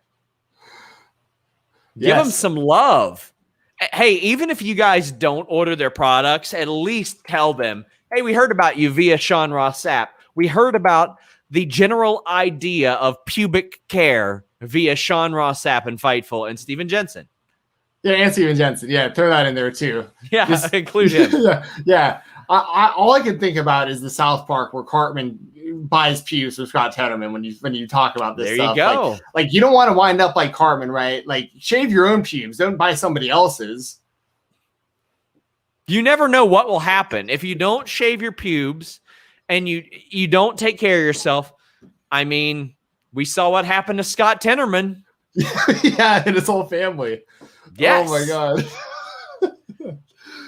Things did not end well for him. No, they did not. And unfortunately, you can't use pubes. Don't eat your family. Use Manscaped. Don't wind up eating your own family. Oh man. Oh, this good stuff, dude. I'm very proud of you in this channel, Sean. This is great. This is great stuff. Oh my God. We got a style bender promo now. He definitely shaves his pubes with Manscaped. He for sure does. Oh man. Do you think his drawing power was hurt at all by losing to Blachowicz? I don't know. This is going to tell a lot about Adesanya, I think. Yeah. And also because Vettori is the kind of guy who might be able to implement a similar style to what Blachowicz could do. So, yeah. I as far as the drawing power, I'd say probably not. But like, if he winds up getting smoked or even loses this one, I think it will take him down. Because at least in part of the problem too is like all the trash talk with Jones and stuff. They really had all these things they could set up for Adesanya, and he just can't be losing if they want to set that kind of stuff up. So, man, I'm gonna grab another drink real quick. I'll be right back. Yeah, sure.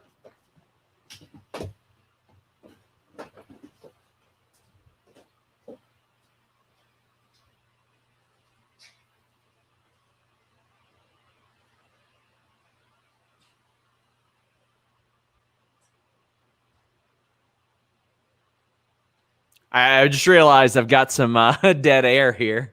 Sorry about that. Doing some side work, if you know what I'm saying. Thank you guys so much for joining me. I hope you guys are liking Steven on this show. He's fantastic. He's done great work for us for years. Good chance that we might have him do some video editing work as well. Just some really cool stuff on the way for Fightful.com. But we will be here for the Conor McGregor fight. I imagine I'll be here for that as well. The UFC pay-per-views, I expect it to be around for, but we got Israel Adesanya, and it's main event time. Joel, I just saw you tweeted something about this. What do we got here?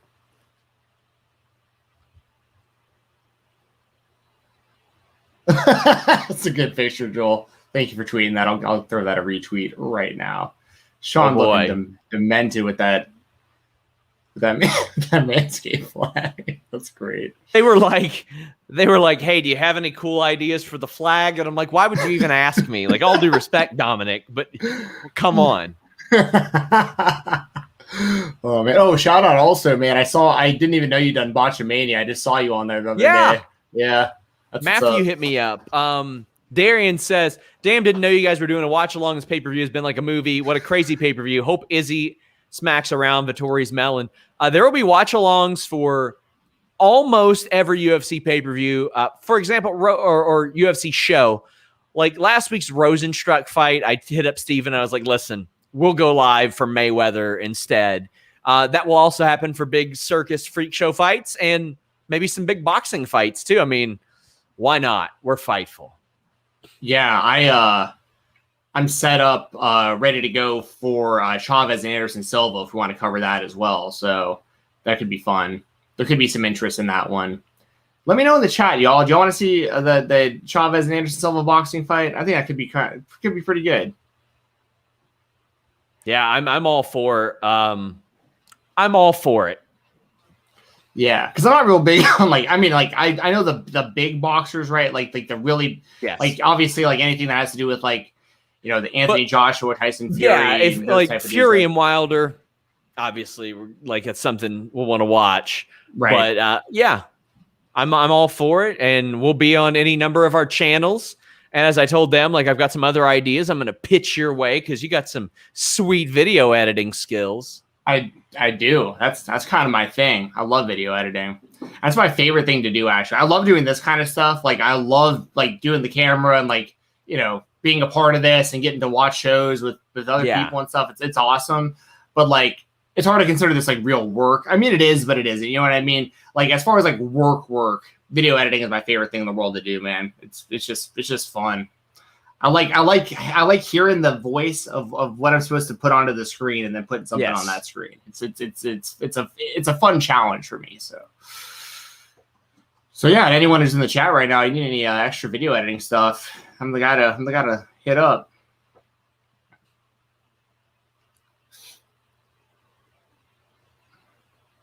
Joel says he has nightmares still from the Mayweather fight. That wound up being a lot more entertaining than I think anyone expected it to be, though. Me and Sean watched that. Oh, that's right, Joel. From being the mod in the chat, that's what you're talking about. Yeah, that was a rough night in the chat. We got Vettori in the cage. Apologies for the dead air, guys. You're good. You got some news over there? Working on it. Okay. Fightfulselect.com, guys. That's where to go. Subscribe. We break more news than anybody in wrestling these days. I'm really proud of it. And we have a bunch of great shows. We have Steven's Weekender podcast. I've got 2 shows as well. Michael Redden says, I'm all for paying you $5 to hear you comment on that fight. Hey, every dime helps on this stuff. Can't tell you how much it does help. Please also leave us a thumbs up. But here comes Israel Adesanya.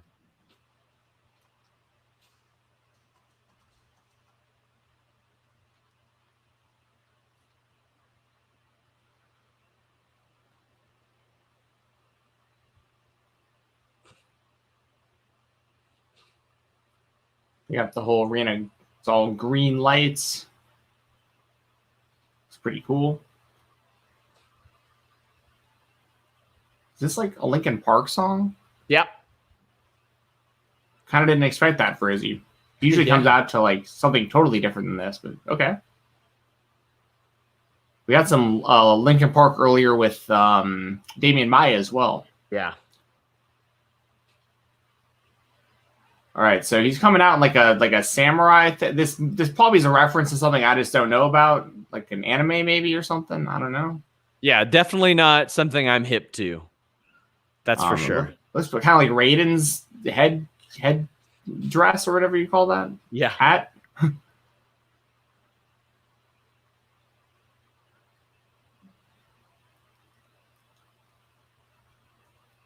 Pretty cool mask.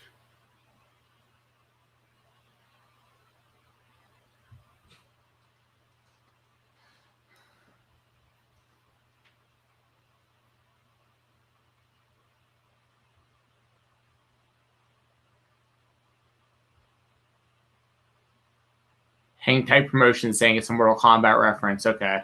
I mean, that would make sense. Yeah, I mean, if it's Raiden, then yeah, I get it. I just hadn't seen Raiden in that mask, and I haven't played a Mortal Kombat game in a very long time. Yeah, I did not see the new movie. I just heard too many bad things about it. It's a lot of fun. I liked it. Oh, really? You liked it? Yeah. Okay.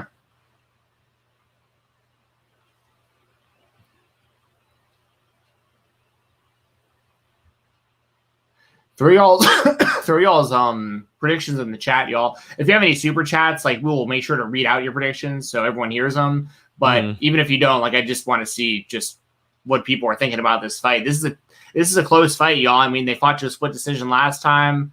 I mean, I've got Adesanya. Sean has Adesanya. Yeah. Want to know what y'all are thinking. Doug in the chat, what's up, dude? RVD Tito for life. Man, the first YouTubers I watched.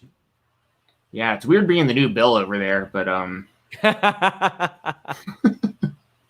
obviously kidding. Bill's a great dude. We did a reunion episode. I don't know if you caught it, but me, Bill, and Doug did an episode together. Listen, it's very not like you then to not cover this Impact pay-per-view. I guess you could say you're not a TNA addict. Right. Ooh, that's a deep cut. No, I've been trying to get Doug back into. He watches the watch-alongs every now and then with us on. But yeah, good to see you in here, dude.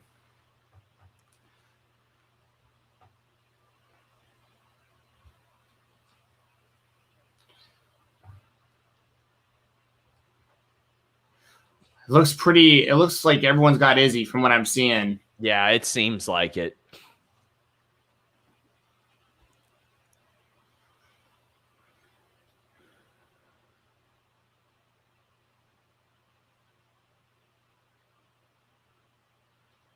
Oh, that's right. Doug's saying he's waiting for crowds. He's big on like the no crowd thing hurting the product. Yeah. So.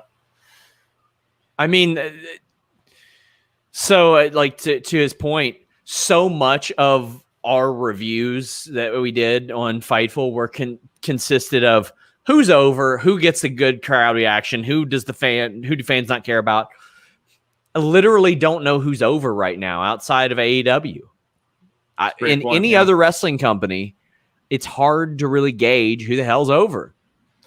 Yeah, I'm real interested in hearing the response for McIntyre, like on a consistent basis. Like, I think he'll get a big pop initially, but he was like their big project over this last year, and I don't I like him a lot. I think he's great. But I'm interested to see how that goes. Oh no, hang tight. We were talking about UFC predictions. Yes. Yeah.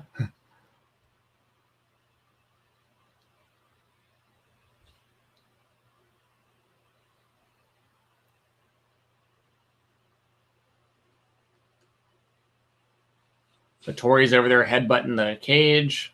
He is amped.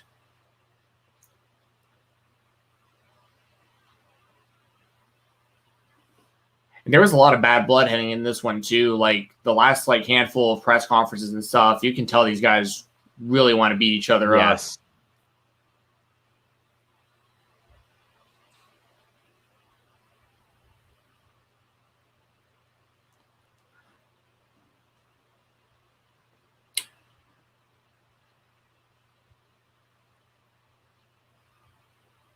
Ooh. We got Bruce Buffer right now doing the introductions, just keep everyone updated on kind of what we're seeing. He's about to introduce Vettori. Oh,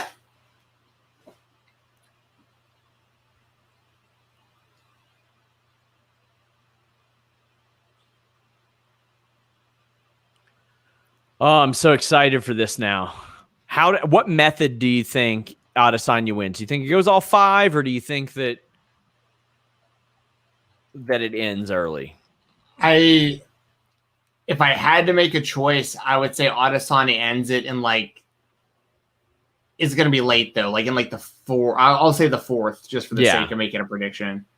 For reference, their first fight was a split decision win for Adesanya, but that was over 3 years ago. Yes. Who do you have? I know you have Adesanya, but do you think it's a late stoppage as well? You think it goes the distance? Yeah, I think it's probably a late stoppage or a middle to late round stoppage, because Adesanya has improved so much over those 3 years, even. He's become a more complete fighter. Yeah. MH Villain, do you want more indie coverage? Fightful Select Weekender podcast, man. You might already be listening, and if you are, please continue to. I do my best to cover anything that I think is really, really I guess important, for lack of a better word, on the indie scene every Sunday. For reference, in their first fight, 63% of fans had it scored for Adesanya, 34.5% had it for Vettori, and then 2.7% had it for a draw. Okay. I remember when I watched it thinking Adesanya won 2 of the rounds. I haven't gone back to rewatch it though, heading into this fight. No glove touch before the fight. 88% of media had it for Adesanya in their first fight as well. Okay, there you go. Woo. Adesanya's in the corner barking at him.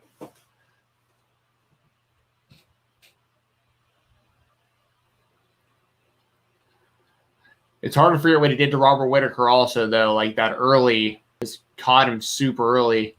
Yeah. I was in Atlanta for the Gastelum fight, and that was a war. That's part of why I took Adesanya in this, too, is I've seen him overcome the adversity to get the win, Good leg kicks from Adesanya early.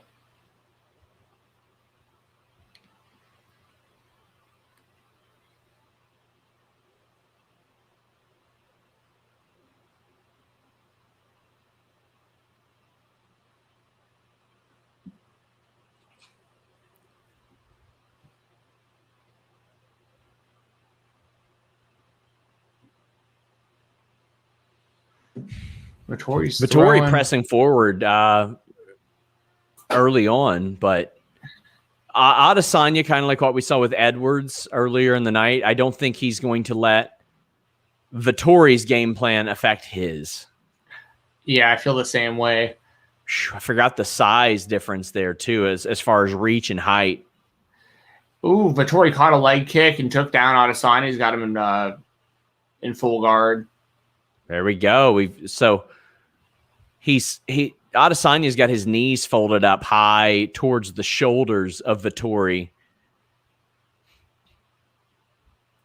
And Vettori's staying very active and close to Adesanya, who is working to get up, but is effectively, he was pinned, and you're not allowed, you're not able to get up on your hips when you do that. And right now, Vettori is so high up on Adesanya's body against the cage, it's going to be hard for Adesanya to pull that off. But he rolled through, like briefly threatened like an arm bar. And when Vettori pulled his arm out, Adesanya rolled through and got up. That was pretty good.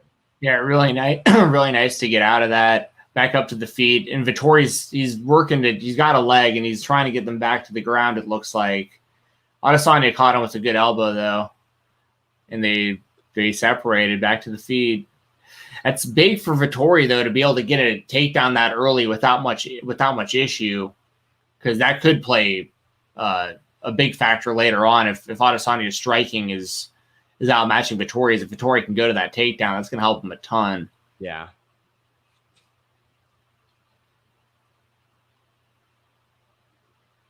Don't know what that was.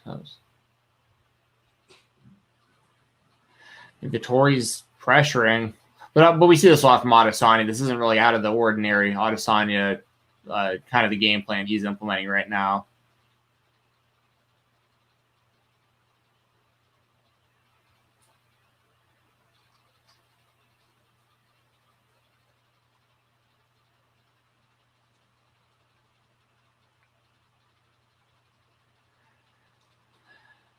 Vettori's not connecting, but like he's throwing a lot of lefts. I think Adesanya caught him once.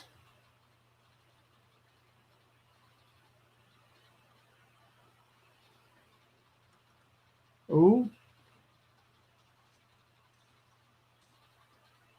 Adesanya with a good combo, 1-2 and a leg kick. Oh, nice. That was a very nice combo. I'm about a second and a half behind you, but I can pause it for a second and get you caught up. Yeah, Adesanya chucking those two and then throwing the leg kick towards the end of that was just really, really good. Where are you at time-wise? 53. Are you like 49 right now? Yep. Okay, perfect. Ooh, he's just chopping away at that leg now. Beautiful. Starting to see the leg get red on Vettori. Ooh, Adesanya went up top. Lightly connected with a head kick, enough to keep the threat there. Oh, that was a bad leg kick. Didn't turn the hips into it. Didn't do anything. Telegraph that. Oh.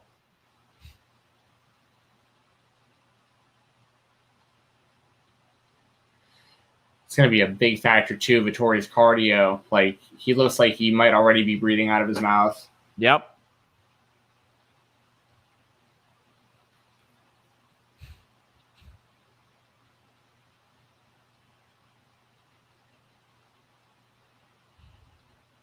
Ooh, Adesanya with a good right as the round ends. Great shot on the way out there.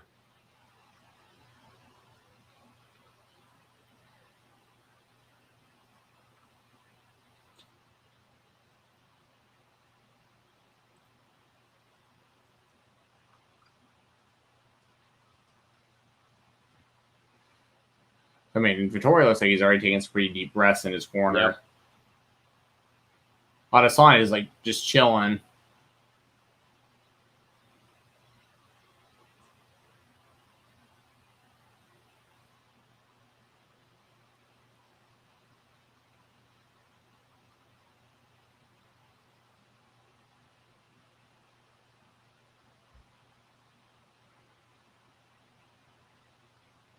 Yeah, even though Vettori landed the takedown, couldn't really do anything with it. Adesanya got that one, that round.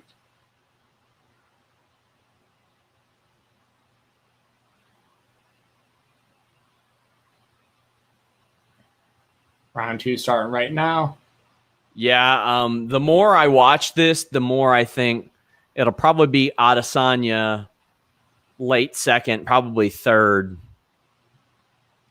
Yeah, seeing Vettori breathe like that is not promising at all for him. I agree. And Adesanya, even since this round started, he's landed 2 really clean leg kicks. And Adesanya slipping Vettori stuff and countering with stuff like that head kick. Yeah, if he can get Vettori worried about protecting that leg and then goes high, this could be... Vettori, I think, is going to have to hope he catches Adesanya with something, because I don't think at this point he's going to land any takedown of note. I think Adesanya will probably get back up to his feet pretty quickly. I think we're about to see Adesanya pick apart Marvin Vettori even more than we just have. Yeah, I'm with. Vettori's trying to get on the inside, and Adesanya just his head move, and he's able to just get out of there. He's up against the cage right now, but still nothing. Vettori's like throwing a lot of jabs and straights and stuff, but just nothing's landing. So he's just using a lot of energy. And Adesanya's just kind of hanging back, avoiding strikes, landing leg kicks. Vettori's going for another takedown, but I don't think he's going to get that. No. I think he might briefly. Oh, no. Adesanya's got that wide base. Now he's going to throw the elbows. Vettori's going to have to get his head out there. He's going to lose leverage on the double. Yep, good takedown defense from Adesanya. Yep, and he had to take his head out. He's got no leverage on that double, and Adesanya got right out. Yep, and that takes energy too. Vettori wasn't already. I mean, we know he's already tired, but it's just going to tire out even more. Working for takedowns and not getting them, and he just keeps whiffing.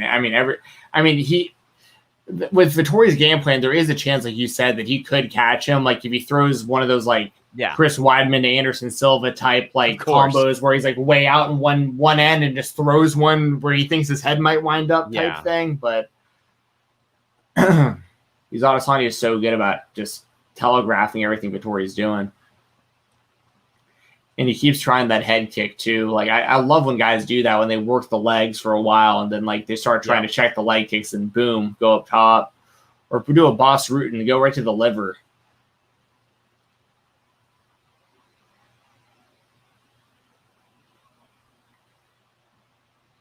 That's scary too. I mean, that's as great as Adesanya is, that's sketchy to watch him do with his hands down, just moving his head around. Absolutely. Good uppercut from Adesanya. Adesanya is going in and out here. He's slipping, going back in, and you don't know if he's going to go in with a straight, with a hook, or with a head kick even. Or if he'll just throw a raw leg kick. And normally, you would advise somebody to throw a raw leg kick, but Vettori is of no threat. Right. Rob Reed says, I swear Izzy has entered the Matrix tonight. He's just standing right there, letting Vettori bring him whatever he wants, and then just there's that leg kick again. Yep. He set it up with a feint leg kick, though, and then went to the outside. That's not easy to do. It's not easy to feint a leg kick and then do a leg kick. Right. And then have it land. Vettori on the inside, still... land one jab to his head, to Izzy's forehead. Going for a takedown again.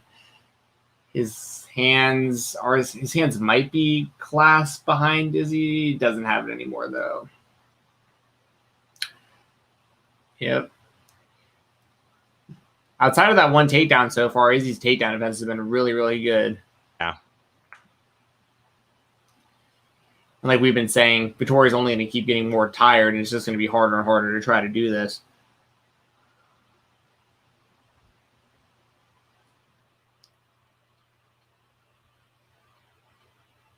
Adesanya just popped right out of there and separated. Adesanya keeps going up top with that head kick. Like one of these is going to slip through. Yeah. Look at Vettori looks almost Vettori. Scared. I don't want to say looks horrified, but he looks like he knows something is coming. Yeah, like when he was backing up just then, he was trying to check a leg kick, but keep his hands up. I think he's just confused as to where Izzy's going to be coming from. My God. Two rounds, round. Israel Adesanya very easily. Yeah, great round for Adesanya there. Thanks for joining us on this tonight, y'all. Everyone in the chat, I'm seeing the numbers are going up for this. So this is great. Hope y'all are enjoying our commentary and enjoying this fight card. Yeah, as these go along, we're going to look to add some more features to it, like maybe some stats or anything like that. Lots of cool stuff. But if you're watching live, leave a thumbs up, subscribe, donate a super chat. Helps an awful lot.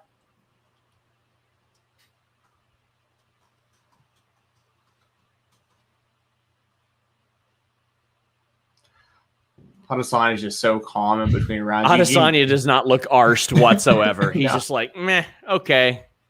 Eugene Behrman's just like calmly talking to him. They're just hanging out in between rounds. And then Vettori on the other end's like breathing deep, and like his corner's probably like, all right, do this, do that, do this, do that. Like, man, this is I mean, Vettori's like really, really worked up too. You can really tell like just the way he's moving around and the way his eyes look and stuff. Like he's. And the thing for Marvin too is like he's going for it. Like I thought he landed a knee to his head on that takedown attempt. Vettori went right through it and got a takedown. So we got Vettori on top. Good for him. This is the best possible place for Marvin Vettori. 100%. Is on top of Israel Adesanya, close to his body, high up, near his face. That way Adesanya can't throw those elbows. And hopefully Adesanya, for his sake, can't get up to his left hip and sort of scramble out of there. Adesanya is close to the cage. His free hip is away from the cage, so that's not good for Adesanya.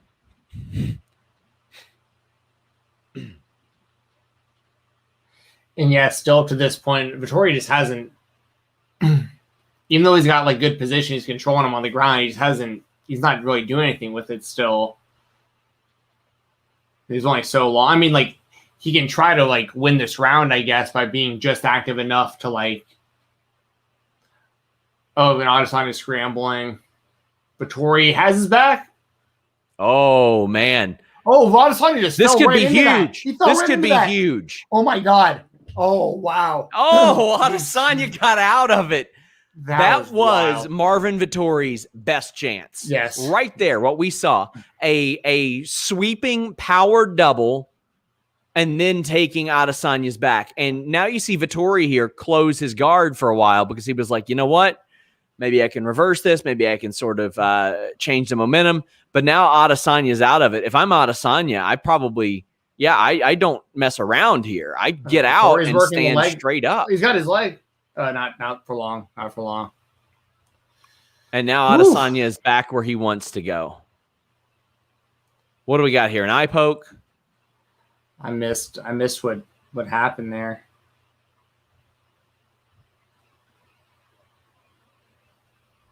What do we got here? We got to see if this is legit because that's an old wrestling trick right there too. Like get yourself some extra time to catch your breath. Never mind. Nope, that was right in the eye. That was an eye poke. I take that back. Oh, and Vettori's right back in. Like they just started. Go ahead, John. Oh, yep, it was. I think I'm a little bit behind you. Oh, okay. Let me. It's okay. I'll fix it. I'm at 243, 242, 1, 0, 39, right. 38. Yes, that was an eye poke. Oh, that leg kick was crispy. He went 228, 7, 6. Johnny G asked if we do any MMA training. I don't do as much anymore. I did catch can wrestling, MMA, kickboxing. I started in 2009. I did some pro wrestling training as well. Yeah. I saw one of your matches online a long time ago. Boy, I try to get rid of them. Yeah. I do it more for fun than anything. I don't train MMA. I wrestled in high school and my brother owns a boxing gym up the street. So like I hit pads fairly often, but like I don't consider myself like that I train MMA, but I know a little bit about what it's like, I guess. See Dominic Guarini did Brazilian Jiu-Jitsu tournament today. Got back in? Yeah, I saw that he's got a match with Billy Scott, who I actually got to train with one time, train under one time at a Billy Robinson seminar. Oh, wow. He demonstrated a shin lock on me, and it fucking hurt real bad. I bet it did. He's the man. That seminar was like the wildest thing. I was a few months removed from like a really, really bad wreck. And my coach was up there learning from Billy Robinson. And very clearly he wanted to do the right thing. He wanted to impress Billy Robinson. And what that resulted in was a one-on-one demonstration of a half-hatch suplex about 40 straight times on me. That was fun. And Billy Robinson going, do it again. Do it again. I'm like, please don't. So, good leg kick by Adesanya, drops Vettori. Oh, and Vettori's shaking his head. What are you shaking your head about? You got dropped with a calf kick. Yeah, he's probably kind of freaking out at this point. Like, yeah, like just nothing he can bring to the table. I mean, outside of just catching him with just, I'm not going to say a lucky punch because it wouldn't, but it's like outside of there's just nothing else he can do. Yeah.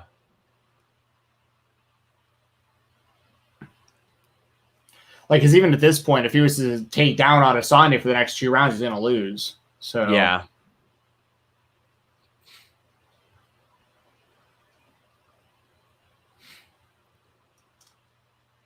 Oh, right in the nuts. That was a damn. It's like 3 seconds left in the round. There was just a blatant dick kick. I mean, it wasn't intentional, but it was that landed flush.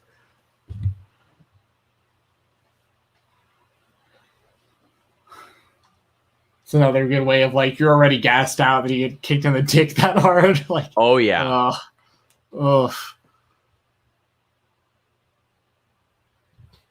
It'd be smart for Vettori to take the entire amount of time he could right now, and then just the bell rings, he got 3 seconds, and then he gets another break in between rounds. I'm surprised that he didn't take more time with the eye poke. If I were him, I would have. Yeah. Yeah, it would have been the smart thing to do. So here we are, round 4. Didn't expect that.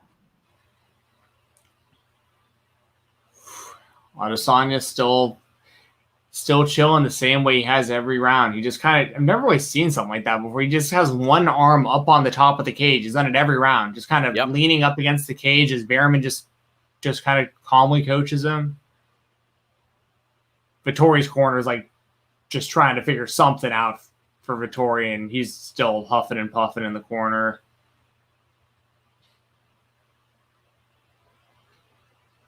But one thing I'll definitely say about this that I guess needs to be said, Vettori, like, this is, like, I say unfortunately, there was really good fights on the show, but I was at the Romero and Adesanya fight for as well, and it's like, sometimes I feel like depending on Adesanya's opponent, it could wind up being really, really boring if they're not engaging, and Vettori's at least going for it.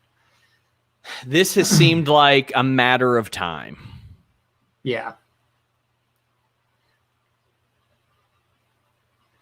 Adesanya's just so good at just staying out of the way.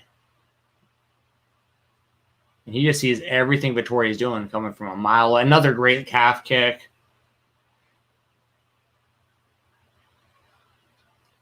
Adesanya is, I mean, he's just combos, just jab, back down to a leg kick, nice right hook.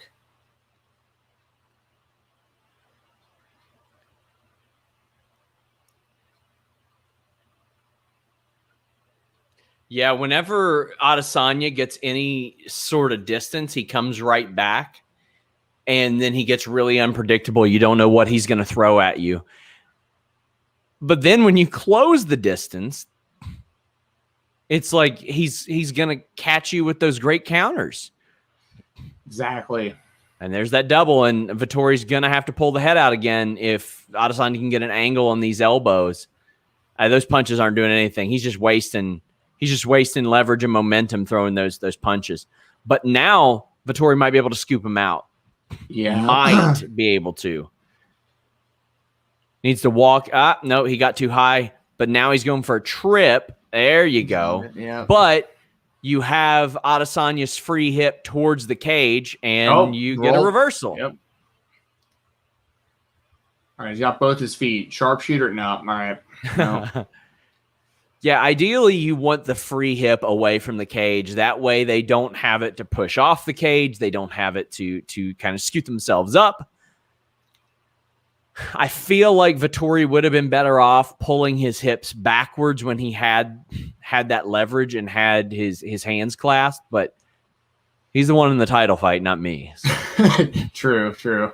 But no, that's good analysis there with like, that's stuff that most people don't pick up on is like the hip placement versus like where the cage is and all that stuff. I'm glad that you're bringing that up. Oh, nice question mark kick from Adesanya. Then he kicked low to the leg afterwards.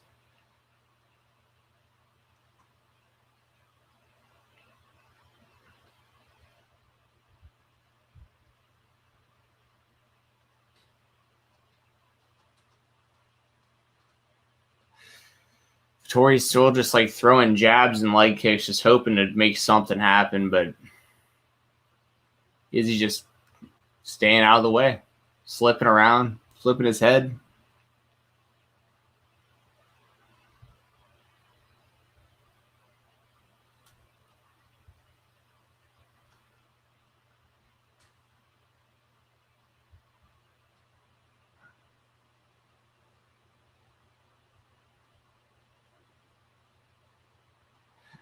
Another good. The way Izzy's mixing it up is just so nice. Like, I mean, just going from just 1-2 punching combos right to leg kicks, and Vettori just doesn't know what to defend. And even like the brief glimpses that we've seen, Vettori was at his best when he was probably high up on Adesanya, but he kept going to that half guard, and that's where he would lose. He would lose control on the ground. Now I know there's not a lot of offense that he could really do from left Adesanya's guard. That was a good left right there. I thought that was more than what it was, but Adesanya came right back and looked good. Yeah. Oh, Adesanya. Oh boy, Adesanya made Vettori pay there. I try to not say he made him pay. Pronouns, pal. True. On those UFC commercials, when they promote any show, they can just take any clip of Joe Rogan flipping out because he goes, "He hurt him." Yeah, and it applies to anybody. They could do that for a Bilal Muhammad fight, and we wouldn't know any better. Very true. Very true.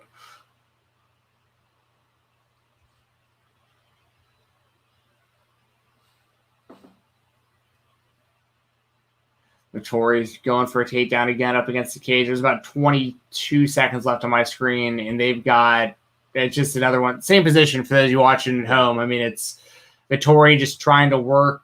It looks like he's trying to work a single, but like there's only 10 seconds left. He's just not going to get it. Adesanya is defending well. Adesanya is hulking up. He's doing his hand cup to the crowd, trying to get the crowd into it. He's actually spanking. He just grabbed Vettori by the ass. Wow. That was. Remember, Adesanya is also like had people down and like on all fours and like made motions towards them and stuff. He's done some kind of questionable stuff. Yeah, it's some weird shit. Yeah, that was. There's checking your opponent's oil, and then there's whatever just happened there. So,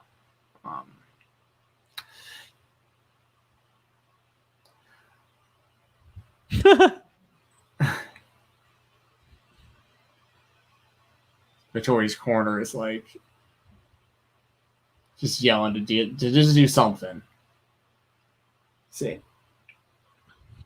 So we're heading into the final round. Yeah, round 5 coming up. I mean, I think it's been 4 rounds to none Adesanya.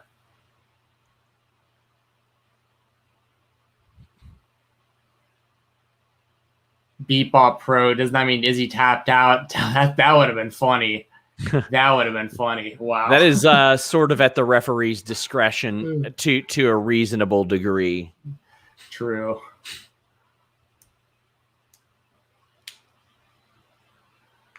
Adesanya with another nice leg kick to open the round up.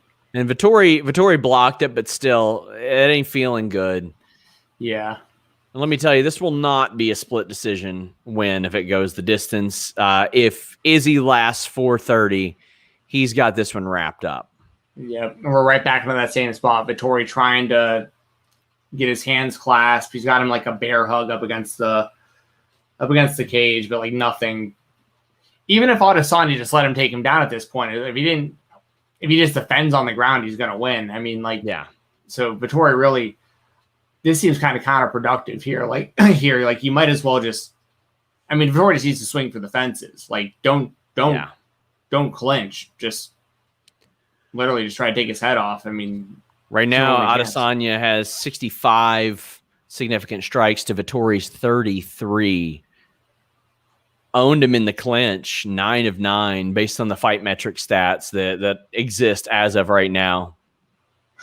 And not only that, lands 56% compared to Vettori's 29%. I'm actually surprised it's that high, to be honest. Because it just seems like everything he's thrown, even if he's connecting, Adesanya is rolling with it. Like, it's not actually like doing any damage. The total strikes are listed as 72 to 60, but the significant is a much different story. We're talking 65 to 33 as of their last update. Right, gotcha. And that was through 3, I should specify. That margin has widened since then. It's pretty wild. Like, just the way Adesanya moves, like every little movement you can. Vettori like is trying to react to anything Adesanya is doing. Like he just doesn't know like where they. This is really, really masterful stand up by Adesanya. This whole fight, very impressive. Vettori is a bit one dimensional, unfortunately, but Adesanya is really. He's really doing his thing. Oh, was that a eye? Oh, I thought it was an eye poke. Oh, I got trolled. I got. Adesanya pretended he got poked in the eye. That was good stuff. Wow, that was a good one. Oh man. There was someone in our chat who said something about like that you should, how proud would you be to have that flying right underneath your American flag at home? Let me tell you, buddy, I'm more proud of this than a lot of the flags that I see flown around my neck of the woods in Kentucky. I could only, to be fair, my area has actually gotten a lot better about that, but growing up in Georgia, I get it. I definitely get it.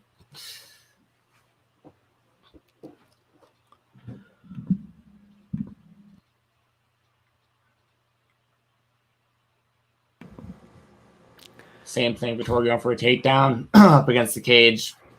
He was in a fair spot there because they were in the corner, and Adesanya actually didn't have a lot of room to elbow him. I feel like that helped his takedown effort a little bit, but Adesanya is getting back up and working his way over. He is high up on the body of Adesanya, so Adesanya probably won't be able to do a lot except for hook that right arm and then spin out to Adesanya's left. Yep, we saw him successfully do that earlier this fight. You called then as well, and they're pretty much in that same spot. And Vettori's not doing anything, so Adesanya's going to probably throw on that whizzer, probably try to press down a little bit, or he might just kill some time because Vettori's, there you go. Oh, Vettori's not going to do anything. Do you think Vettori goes for broke? I mean, I would hope so. I mean, that's really, you got 35 seconds to, because you're not getting a trilogy fight. No. So, like, this is it. Like, this isn't it for his career. Obviously, he's a great fighter, but like, and he's still young, but like, that is a long ladder to have to reclimb. Because, at this point, I would say, unless something happens the last 15 seconds, they got Adesanya a clean sweep. All 5 rounds. And he is 27, but he has only fought 5 times in the 3 years since then, like since he lost to Adesanya. Yeah. So, this will be like... Oh, Israel's pretending to be hurt by... My God. Just clowned him. Props to Vettori, though. Like, he went for it. It's just his game plan just wasn't nearly as diverse as Adesanya's. like his actual skill set. Yep. So guys, we will hang around until the decision is read. We're not expecting any major bombshells dropped in the post-fight interview. But we've been here for 2 hours and some change. We want to thank you guys for joining us. Some good fights tonight. Don't forget, Denise covered Impact Against All Odds. It's Moose and Kenny Omega. And Sunday night, we got NXT TakeOver in your house. That's Denise and Jeremy Lambert. I'll be on the media call that we're also streaming. Just so much stuff going on. So much. We had an interview with Kyle O'Reilly this week. We had Jody Threat this week. Lots of good stuff. I think I'm dropping the Maria Kanellis interview next week. And boy, we had a talk. We had a talk about WWE's HR, about trash bags, and a lot of stuff. Interesting. Yes. That'll be a good one. Mike has really rebounded in Ring of Honor lately. I like his stuff with Taven a lot. He had to try to go to WWE, is the way I look at it. He had to try, but he knows where to go for creative satisfaction and even job security. Like, ROH loves him. Yeah. Scorecard's getting read right now. Vettori's like, maybe. Oh, sorry, dude. 50-45 across the board. We have a super chat. Cool says, any predictions on the next WWE paper or the next pay-per-view SRS? Remembered you getting Charles and Usman correctly. Also, McLovin destroys Kratos. Let me look at what's even on the next pay-per-view. We're talking about the next UFC pay-per-view? A lot of it depends on how much Conor McGregor has trained for this fight. I think if Conor McGregor actually dedicated himself to training, he would win this fight. Without knowing that, I'm going with Poirier. I think Tuivasa beats Greg Hardy. I think Stephen Thompson and Gilbert Burns. I think Gilbert Burns might take that. I think he'll win that one. Kevin Lee over Sean Brady.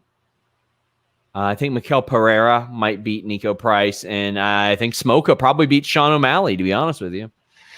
Yeah, those are all good picks. I think I'm with you on there's good fights though. Like I'm gonna take Tuivasa over Hardy. I'm actually taking Wonder Boy over Burns. Okay. But I like both guys a lot. I just think Thompson's style might be something that's tough for Burns to deal with. I'll actually take O'Malley over Smolka. I'd like to see O'Malley versus Garbrandt, to be honest. Like, I really want to see that fight.